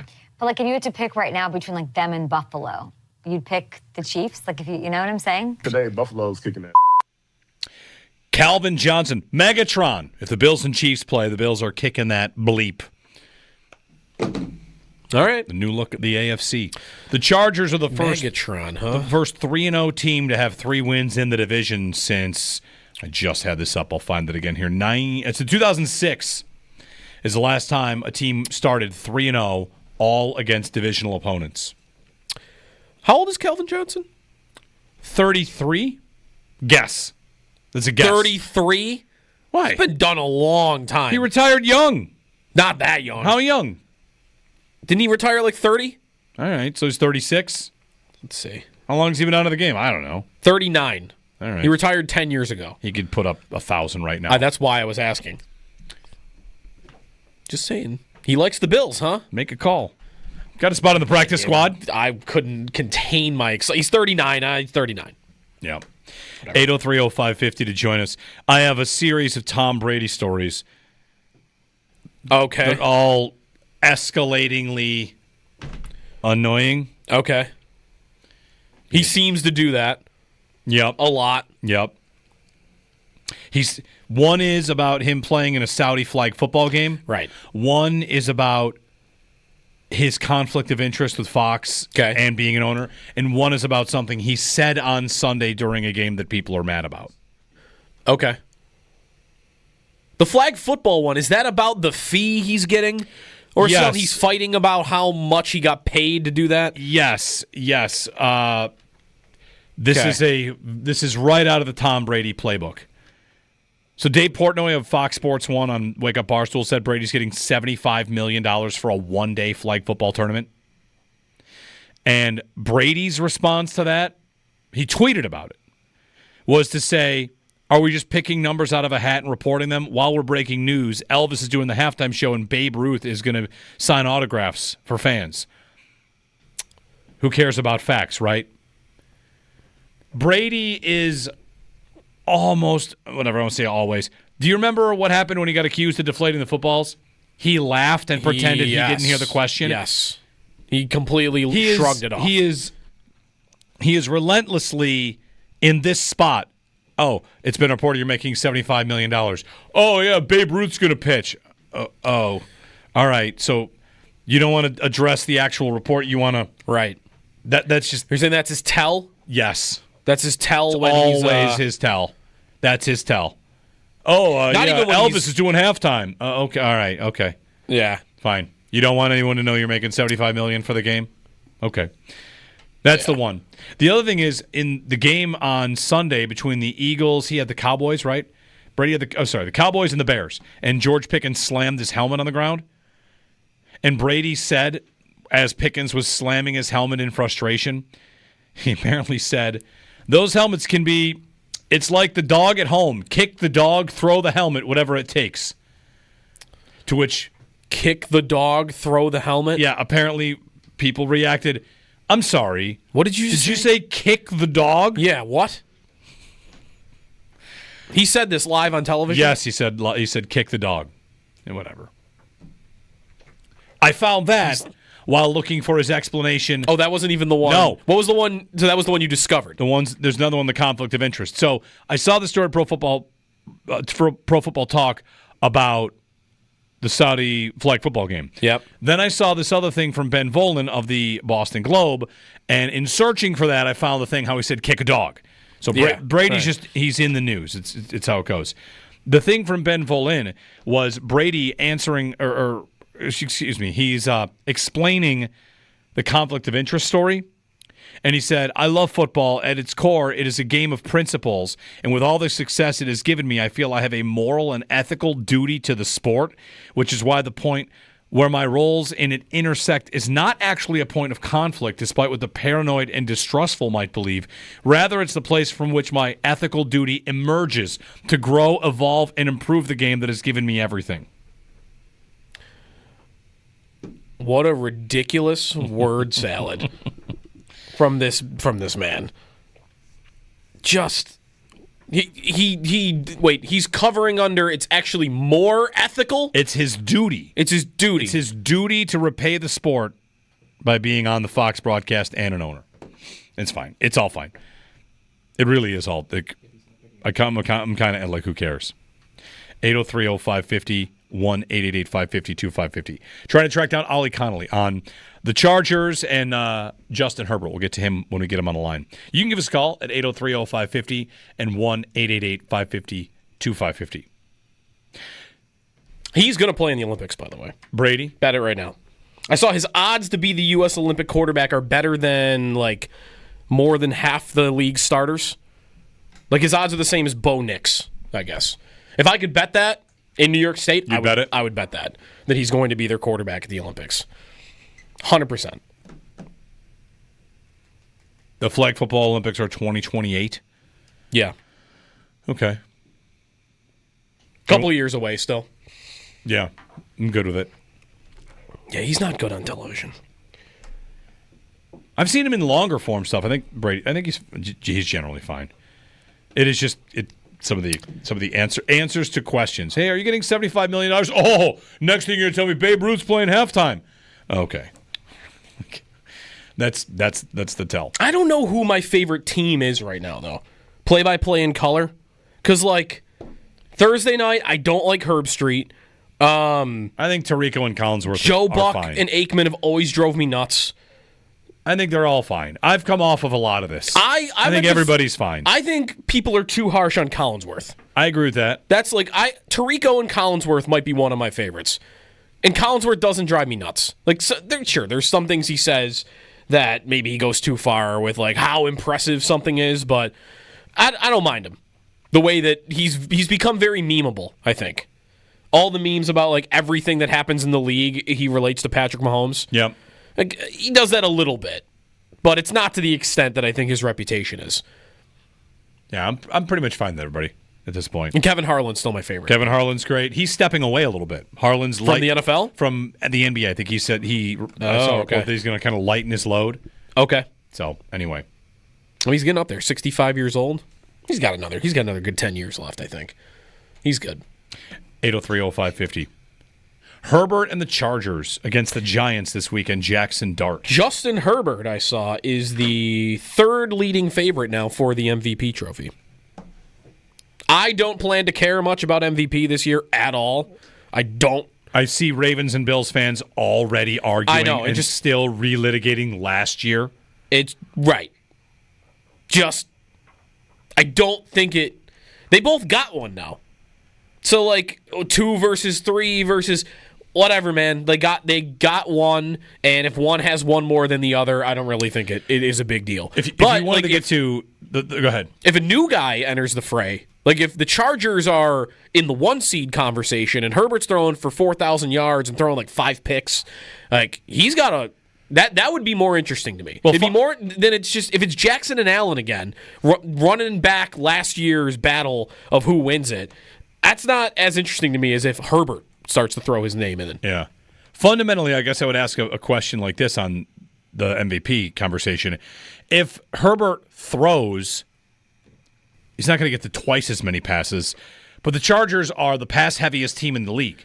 Right. And the Bills are down in the middle, kind of, they love to run it, and everybody. If the Bills and Chargers each finish 14-3, and one guy threw it 600 times, and one guy threw it 400 times, wouldn't I want to say the 600 guys had the more valuable season? Like, they can't run the ball, and the Bills can. Now that Allen has an MVP, and we don't have to obsess about like this validation for him, he could, of course, be the MVP any given year. But are we now, I don't know, open to other ideas? Like, oh, well, sure, he's super valuable. He's an MVP all the time. But Herbert had the kind of year, because the award really is supposed to be about an individual season. And last year, it really got into a lot of the, well, he doesn't have one, and he probably should, and he should have had it last year. It was more big picture than it probably should have been. It really felt like it was. It really devolved into what else does your guy have? Yeah. Because it was so hard to, because it is so hard to put one over the other, Allen and Jackson, that you have to go to, well, what do they have to work with? Whereas Herbert, I guess you can make that argument about him too, right? If they don't have a run game and he's got to be throwing the ball as much as you're saying, and they're the pass-happiest team in the league, that probably will do well for him in this. It's Trey Harris, Ladd McConkey, Quentin Johnston. Are they? I know that McConkey is great. Their receiving trio is performing as well as any receiving trio in football. I know. Quentin Johnston's been dominant. I saw that Keenan Allen is the only receiver in the NFL this year with at least 60 yards. It's like, what is it? 5 catches, 75 yards, and a touchdown in all 3 games. Yeah. Like Keenan Allen, who did nothing for the Bears last year, is performing again. And McConkey's actually been down a little. Johnston's the one who's been awesome down the field.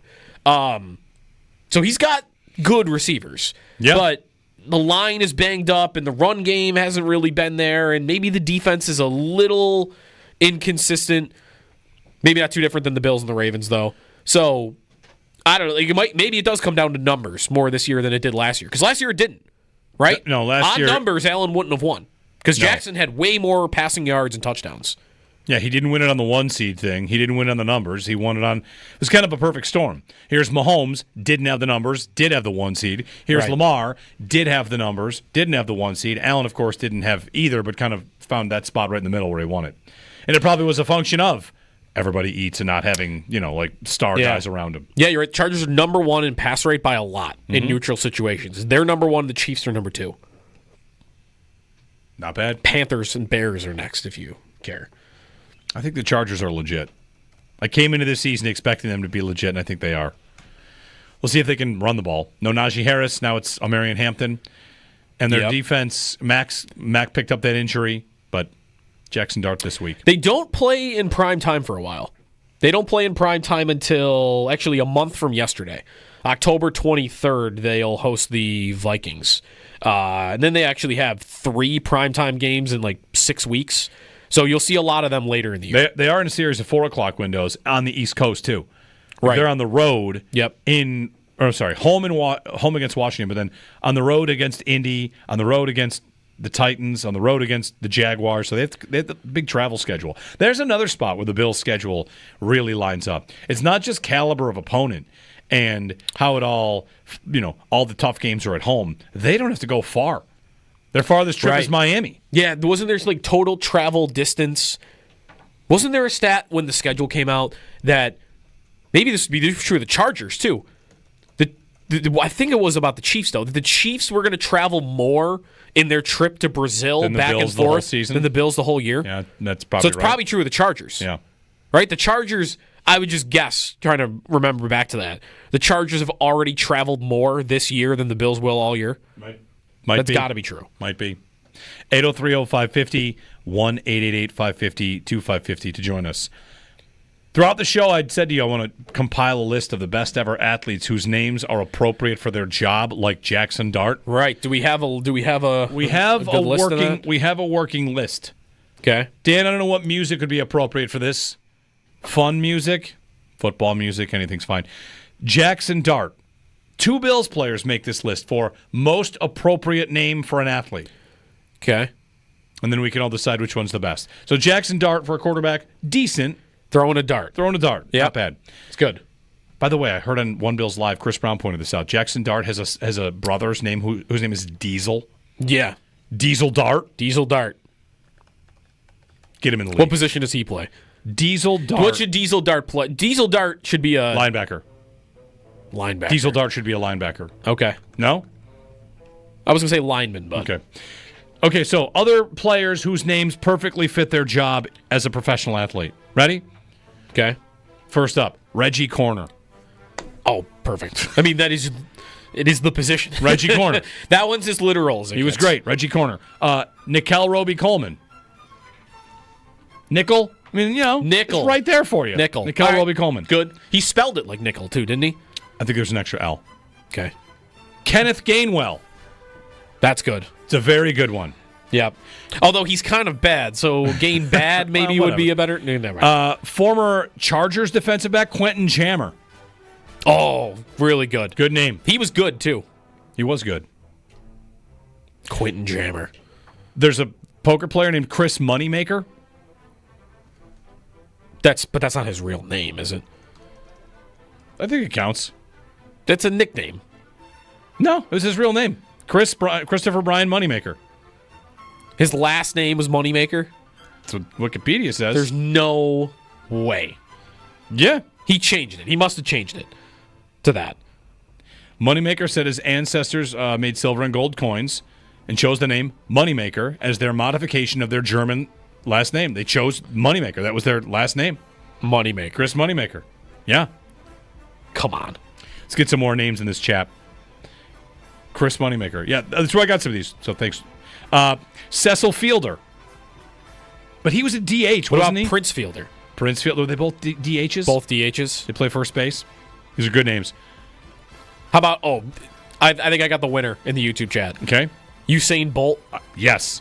That's the all-time best. It's a great name. You're not beating that. He was the fastest human of all time, and his name was Bolt. Are you going to accuse him of faking that like Chris Moneymaker? No. I played with, there was a kid Bolt, in more Sault likely. Ste. Marie when I went to camp there that scored like 50 goals the year before, and his last name was Howdeshell, and for some reason that just really worked for me. He had a big one-timer. I remember he was really scary to me. It's like a 16-year-old going to my first OHL camp. I like it. Oh, God. This guy's a monster. Yeah. It was a good name. Howdeshell. Zerg. Had a couple other names suggested. Steve Shields. Good. Goalie. Not bad. Yep. Yeah, that's strong. Cecil Fielder was a first baseman. Okay. I'm seeing here. Still fielding first base. You're in the field. You're a fielder. You don't really move much. And his name would have been better if his name was like Cecil Hitter. Yes. That's what he was really well known for. Yes, definitely. Cecil Smasher. What other good quarterback names would there be? Like if you were to just create one. Other quarterbacks that had a name. Cannon. Like a last name of Cannon would be good. Sure. I don't think there's ever been a quarterback named Cannon, though. Homer Bailey was a baseball player. I'm seeing it here. Yep. That's good. He wasn't he a small second baseman that did not hit homers? If so, that doesn't work well. Well, it's, Homer Bailey. Is Jackson Dart throwing darts, or is he just throwing? Well, he was a pitcher. So, okay, this would only work then if he was a bad pitcher because he gave up homers. Okay, fair enough. Because I doubt he ever had a home run in his career. I thought he was a second baseman. Maybe I'm wrong about that. I have a name here for you. Okay. Where'd it go? What about Gunnar Olszewski? Did he ever play Gunnar? I think he's special teamer. Okay. Gunnar Olszewski. That's good. Yeah, Homer Bailey, 0 career home runs. Doesn't work. Tough. Yeah, can't have it. Can't have it. What about like a golfer named Chip? Has there ever been a golfer named Chip? I mean, there's a golfer named Schenk. There is? Yeah. Who? There's a Schenk. Like last name? Adam Schenk. Adam Schenk. I think it's Adam Schenk. He's a golfer? Is it? It's somebody Schenk. I mean, his friends must have made the joke every time growing up. He hit one. Adam Schenk. Every time. Right? Sure. On command, he hits a bad shot. And it's, Shank that one. Good old Shanksy. That's a tough name to be a golfer. All right. This has been other people with names that were appropriate for their jobs, like who started this? Jackson Dart. Dart. DeAndre Swift submitted. Not fast. He's, DeAndre Swift. He's not fast for the league, really. Whatever. DeAndre Swift, I guess it works. DeAndre Swift. It's listen, not perfect. I've had a lot of DeAndre Swift in a lot of fantasy leagues for his entire career, which means I've watched a lot of DeAndre Swift.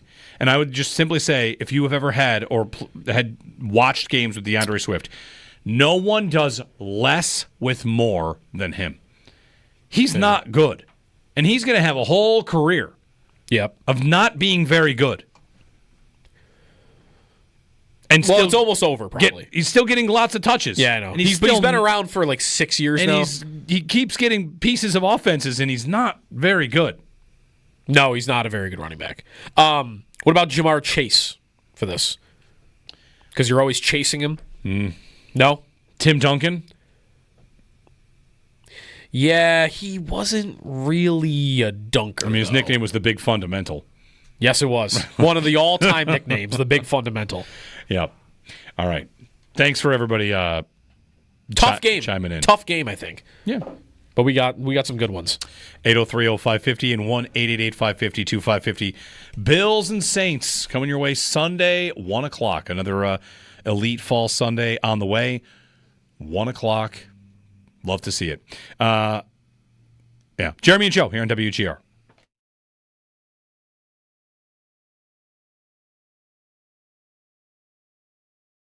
I wanted to get on the defensive line. Sal and I and Joe were just talking about it, like some of the roster decisions, whether or not Landon Jackson gets a jersey. I want to talk about Rousseau. I want to get to a bunch of stuff. But I wonder what you would say about the Bills' defensive line as a whole. Because somewhere along the way last week, we were talking about the Bills blitzing and what they do, and found in all the numbers that the Bills are the number one team in the NFL in pressure rate. And yet, I think you'd have a lot of people that say it feels like their defensive line is not getting home. So kind of, taking what Mitch Morse had to say there, like, what are you seeing from this Bills defensive line 3 weeks in? How upgraded it might be? We know it was a focus of what they wanted to do this offseason, and we know there's more coming. But as it stands today, like a state of the union on the defensive line, what are you thinking? I think it's on the upswing. I like where it can go. I like some of the foundational pieces that exist and how the scheme is evolving to lean more into the stunt game and free up one-on-ones. I love that. I just like conceptually how they're really predicated on creating one-on-one matchups. And I think as the reinforcements come, it'll continue to improve. Obviously, Ed Oliver feels like the biggest one there, where you missed him the last 2 weeks. I think that lack of interior pressure was something that the team really needed, especially against Miami. And then you layer that with Michael Hoyt, and I think that's going to be a big-time addition. I love what I saw from him out of the preseason, and starting to think about some of those combinations with Hoyt and Bosa and Rousseau and Oliver. You can get after some people, and I think those types of pieces, especially Oliver and Hoyt, that's where your stunt game's really going to take the next step because of how athletic those guys are, how versatile they are, guys that can really turn tight, steep angles and get to the quarterback. So I think it's all evolving, and I think you can look at it right now and have a level of disappointment, but I think you are aware of the context and kind of where it can go. And then I think as you get players back in the back seven as well, I think that'll help your rush. So I think it's been okay, but I'm really excited kind of for where it can go. Back to work for the Bills. Huge favorites against the Saints. I've been thinking about this game. I've been thinking about their approach, and people get uncomfortable talking about like how well they are all set up to get the 1 seed to whatever, to kind of have their run of it this year, and it's so far away. You kind of have to try and not get ahead of yourself, but I don't know how you don't, right? How do you not? The Saints this week, the Patriots next week. We're talking 5-0, 6-0, 7-0. Howard got them to what, like 9-0 when he picked the Bills yesterday? Yep. Yeah, he didn't have them losing until they played Tampa, I think. Yeah. Which is in November, right? Yep. So there isn't much opportunity, I think, to be threatened yet. Unless you really are scared of the Chargers, you could respect the Chargers without being scared of them. That's the part of it. Like, I don't know what anybody is supposed to be afraid of, other than they haven't done it yet, We haven't seen them do it, and you might just think, well, something will go wrong because it's the Bills. And, like, if you still live in that world where, like, it just won't happen because it just won't happen, then I don't know what to tell you, because everything that is laid out in front of them, like, this is all good, right? Like, the opponents they play, how they look out there on the field, and that's part of it too, right? Like, how much can you really decipher how good the Bills are? Because through 3 games, what do I really have? I have them playing 3 bad quarters against a great team. Yep. They played 1 great quarter against the Ravens, and then they played 2 bad football teams, right? Like, if this were a college football ranking committee, you know, I could probably stand up there and make an argument that the Bills aren't number 1 in the league because you've played 1 good quarter against a good team so far. But it's, who have I played? This is going to be them all year. I can only play who was laid out in front of me. Right. If my job is to impress you, I'm not going to really have that many opportunities to do that.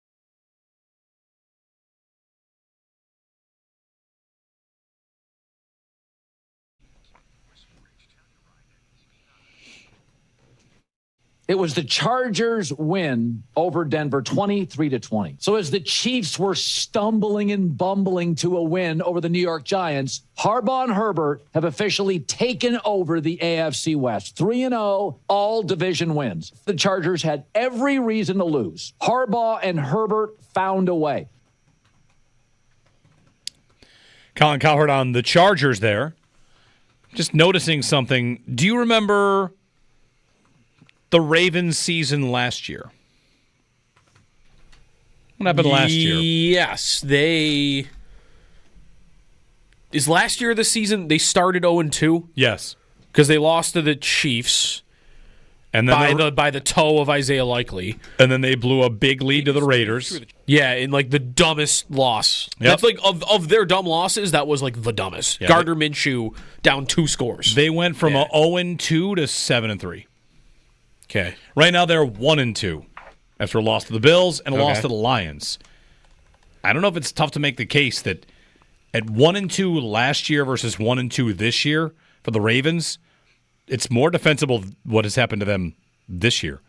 Last year they lose to the Chiefs 27-20. Yep. Raiders 26-23. This year they lose 2 games to the Bills and the Lions. Like, those are 2 Super Bowl contenders, not just the Raiders. So yeah, while this Chiefs-Ravens game is going to get a lot of attention because somebody goes to 1-3, I will be stunned if the Chiefs win this game. Legit stunned. The Ravens, to me, look good at 1-2, and the Chiefs look bad at 1-2. I'll be stunned if the Chiefs win it. And if the Ravens win it, they're 2-2, which is exactly where they were last year when they beat the Bills 35-10. They did that to get to 2-2. Right. And they found themselves at 7-3 and finishing ultimately 12-5 with losses. They lost to the Steelers, the Browns, the Eagles last year. Yeah, a couple of dumb losses just mixed in there. But the AFC right now, it's the Bills that are at the top, no doubt about that. The Chargers, I think, are legit, and I feel the exact opposite about the Chiefs and the Raiders. I feel comfortable writing off the Chiefs, even though history says don't, I feel comfortable. With the Ravens, I would tell anybody, don't write them off. That's a team also that will make a move midseason. They make trades. The Ravens? Yeah. They traded for Roquan Smith in season. Like, they make trades in season. They're not afraid of that. They're aggressive. So if they see a problem, I think they'll attack it. And 1-2, sure, they could go to 1-3, but the Chiefs make trades too. They do. They got Hopkins, remember, at the beginning of last year, somewhere early on, and he didn't make like a giant impact for them. So it depends who would become available. Most teams wouldn't go from, oh, they look this bad, and oh, now I'm threatened by them because they got this player. Like, it would take a Micah Parsons level player, and those guys don't get traded almost ever. Like, once every other year, maybe every 5 years, if you're lucky. So there's really nobody the Chiefs could acquire that would make me think, like, oh, now I got to worry about them. What position would it even be? It would be a receiver. If they or it could... they're going to get two receivers back. I'm not sure that a receiver is it. Is their ground game a running back away, or are they like 3 linemen away, is a question. Because if they went out and got... Who's the best running back on a bad team? Who will be available? If they went out and got Alvin Kamara at the trade deadline, am I suddenly worried that, the Chiefs got a run game? No. No? Then I don't think there's anything they could do. Yeah, I don't know what they would do. They get Trey McBride instead of Travis Kelce. Okay, now I don't need that happening. They're not going to do that. I love Trey McBride's not going anywhere. No. That'd be a star weapon somewhere on offense, right? To pair with Rice when he comes back. And that's going to make their offense, go from a pretty constipated version of what it's been in the past to, okay, they're closer to what they used to be. I mean, wouldn't you expect Mahomes demands that? Like, wouldn't he be going up to the Chiefs front office right now and saying, like, what are we doing here? Like, I'm throwing the ball to Tyquan Thornton is my number one receiver right now, a dude who couldn't make the Patriots. Well, there are 2 guys coming back. But, like, a first-round pick and a second-round pick, and they're both pretty good. That's a lot to put on. Worthy's coming back playing with a harness. And then Rice comes back. And Rice has played 1 season and is coming off a torn ACL. Has played 3 football games in 2 years. Yep. Like, that's a lot to put on that guy to come save the offense. But if you're Mahomes, like, you go to the front office and we say, like, sorry, guy got in legal trouble and tore his ACL. The other guy hurt his shoulder. Like, what more are we supposed to do for you? We've actually invested these resources in this position, and right now they're not on the field. And what am I supposed to do? I'm Brett Veach. Who do you want me to go get? Well, maybe go get another one that isn't 170 pounds. Olave? Go get Olave. Well, that's another injury-prone guy, though. It is. Like, you want a guy that's going to know you're going to stay on the field for you. And, again, go to the bad teams. Yep. The guy he might be asking for. Go get Tyreek Hill back. No, you know who you should ask for? He should ask for Olave. Do you know that Chris Olave currently leads the NFL in targets? Does he? No, I did not know that. Yes. Has he caught any of them? Not a lot. I was going to say, because I'm not noticing. Man, he had 10 catches for 57 yards last week. That's not a receiver stat line you see very often. No. That's 10 for 57 on 14 targets. Free Olave. 7 for 54, 6 for 54, 10 for 57 are his 3 games. Yikes. 4.5 yards a target. So they're forcing the ball to him, and it ain't working? He'd fit right into a low A-dot offense. Leads the NFL in targets. Yeah, that's very, very strange. Yeah. I wonder if they'll move him, Olave. I mean, they're going to draft a quarterback again this year, right? Even though they just took Tyler Shuck, they're going to finish in the top 3 and draft the LSU kid. Isn't that written in the stars?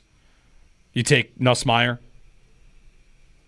Yeah, they're going to draft one, and you probably want your receiver around for that, right? Yep. So I would be surprised if they trade him. They'll trade Kamara, I bet. He's at an age where, like, it's time to do that. He's 30 years old. He's still pretty good. Like, that's the move they make. off their roster. They're not going to trade him. Olave's 25 still. Like, he's still very young. Yes, very young and very good. No, the best, like, I think Hill will get traded. Like, he's the only receiver of repute that is probably getting dealt. If the Colts win in L.A. and beat the Rams, are they real? That's a pretty impressive win if they do that. They beat the Broncos. 4-0, beating the Rams on the road. Broncos, Titans, and Dolphins, and they smashed the Dolphins. Yeah. If they beat the Rams on the road, are they real? Real for what? Division, host playoff game, win playoff game. They might be that already. Sure. Yes. Yes. They'd be real for that. They'd be real for, okay, they should win the division. And, yeah, if they're playing host, if they're the 4 seed, or even maybe they might end up being the 3 seed at this rate. If they're the 3 or the 4 seed and they're playing the Steelers in the first round of the playoffs, I'd think, yes, they should win that game. Are they real enough where, all right, let's say Kansas City doesn't win the division. Chargers hang on, and the Chiefs go to Indianapolis in the first round of the playoffs.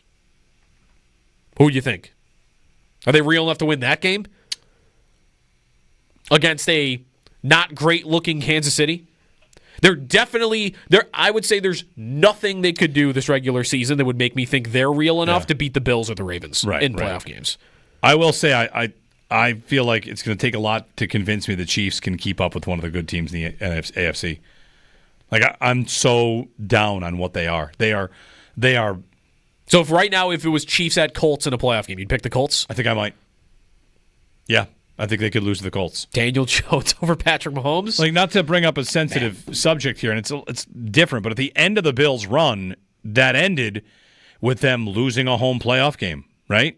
It was, hey, this team's been great for a while, and it's just all... And I don't think the Chiefs are, again, like, the ages don't match up, but I just...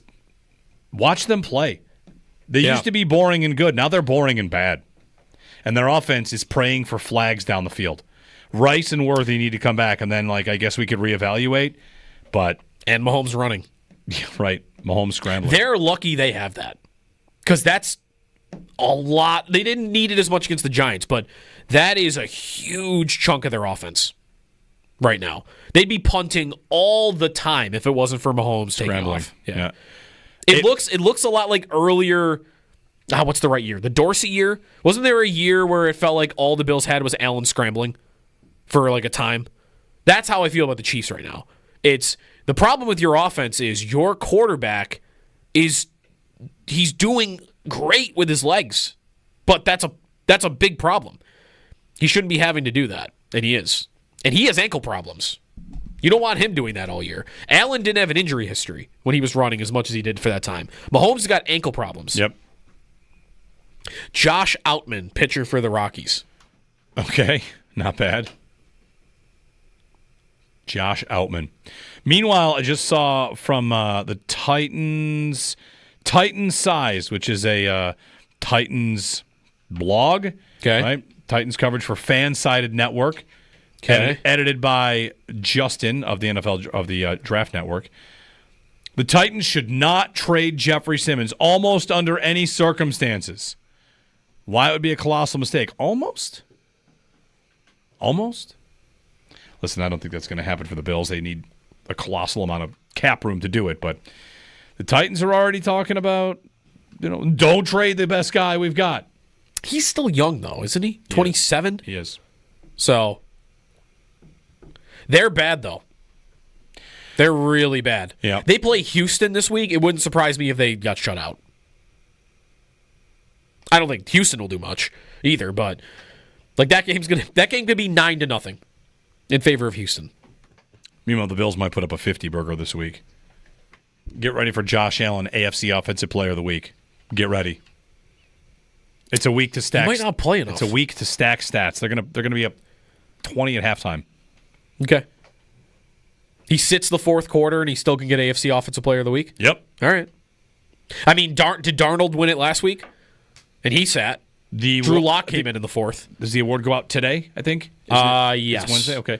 Darnold, this is why I actually brought that up, is because the Seahawks just played the Saints. Yeah. And currently, the leader the highest graded player in the NFL at quarterback and leader in EPA is Sam Darnold. Yeah. And it's in large part because they played the Saints and put up, 30 at halftime? Yep. So anyway, Extendo Sports coming up, and off to the Northtown Automotive Extra Point Show here on WGR.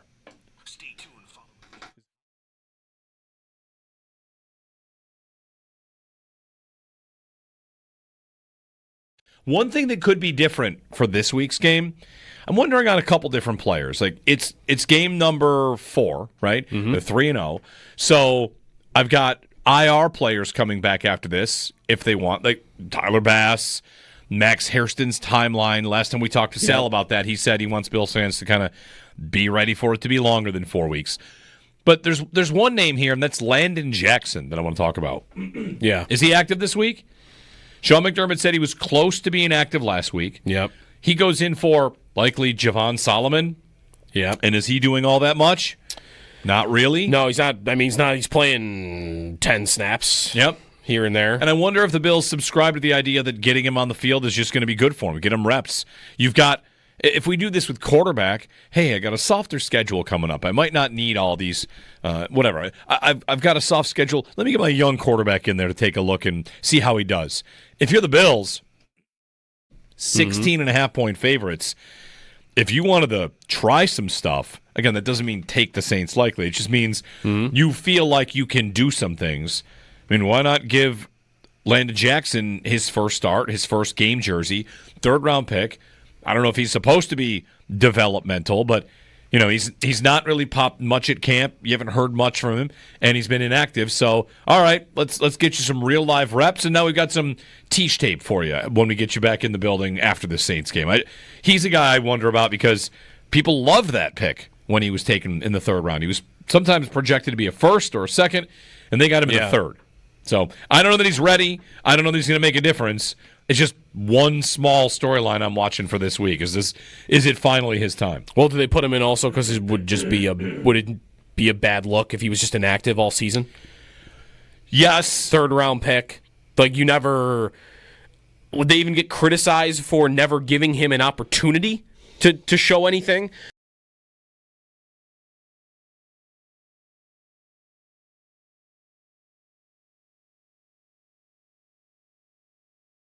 I wanted to get on the defensive line. Sal and I and Joe were just talking about it, like some of the roster decisions, whether or not Landon Jackson gets a jersey. I want to talk about Rousseau. I want to get to a bunch of stuff, but I wonder what you would say about the Bills' defensive line as a whole, because somewhere along the way last week, we were talking about the Bills blitzing and what they do, and found in all the numbers that the Bills are the number 1 team in the NFL in pressure rate.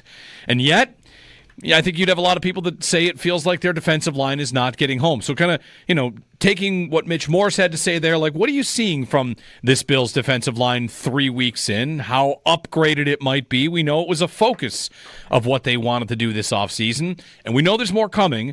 But as it stands today, like a state of the union on the defensive line, what are you thinking? I think it's on the upswing. I like where it can go. I like some of the foundational pieces that exist and how the scheme is evolving to lean more into the stunt game and free up one-on-ones. I love that. I just like conceptually how they're really predicated on creating one-on-one matchups. And I think as the reinforcements come, it'll continue to improve. Obviously, Ed Oliver feels like the biggest one there, where you missed him the last 2 weeks. I think that lack of interior pressure was something that the team really needed, especially against Miami. And then you layer that with Michael Hoyt, and I think that's going to be a big-time addition. I love what I saw from him out of the preseason, and starting to think about some of those combinations with Hoyt and Bosa and Rousseau and Oliver. You can get after some people, and I think those types of pieces, especially Oliver and Hoyt, that's where your stunt game's really going to take the next step because of how athletic those guys are, how versatile they are, guys that can really turn tight, steep angles and get to the quarterback. So I think it's all evolving, and I think you can look at it right now and have a level of disappointment, but I think you are aware of the context and kind of where it can go. And then I think as you get players back in the back 7 as well, I think that'll help your rush. So I think it's been okay, but I'm really excited kind of for where it can go.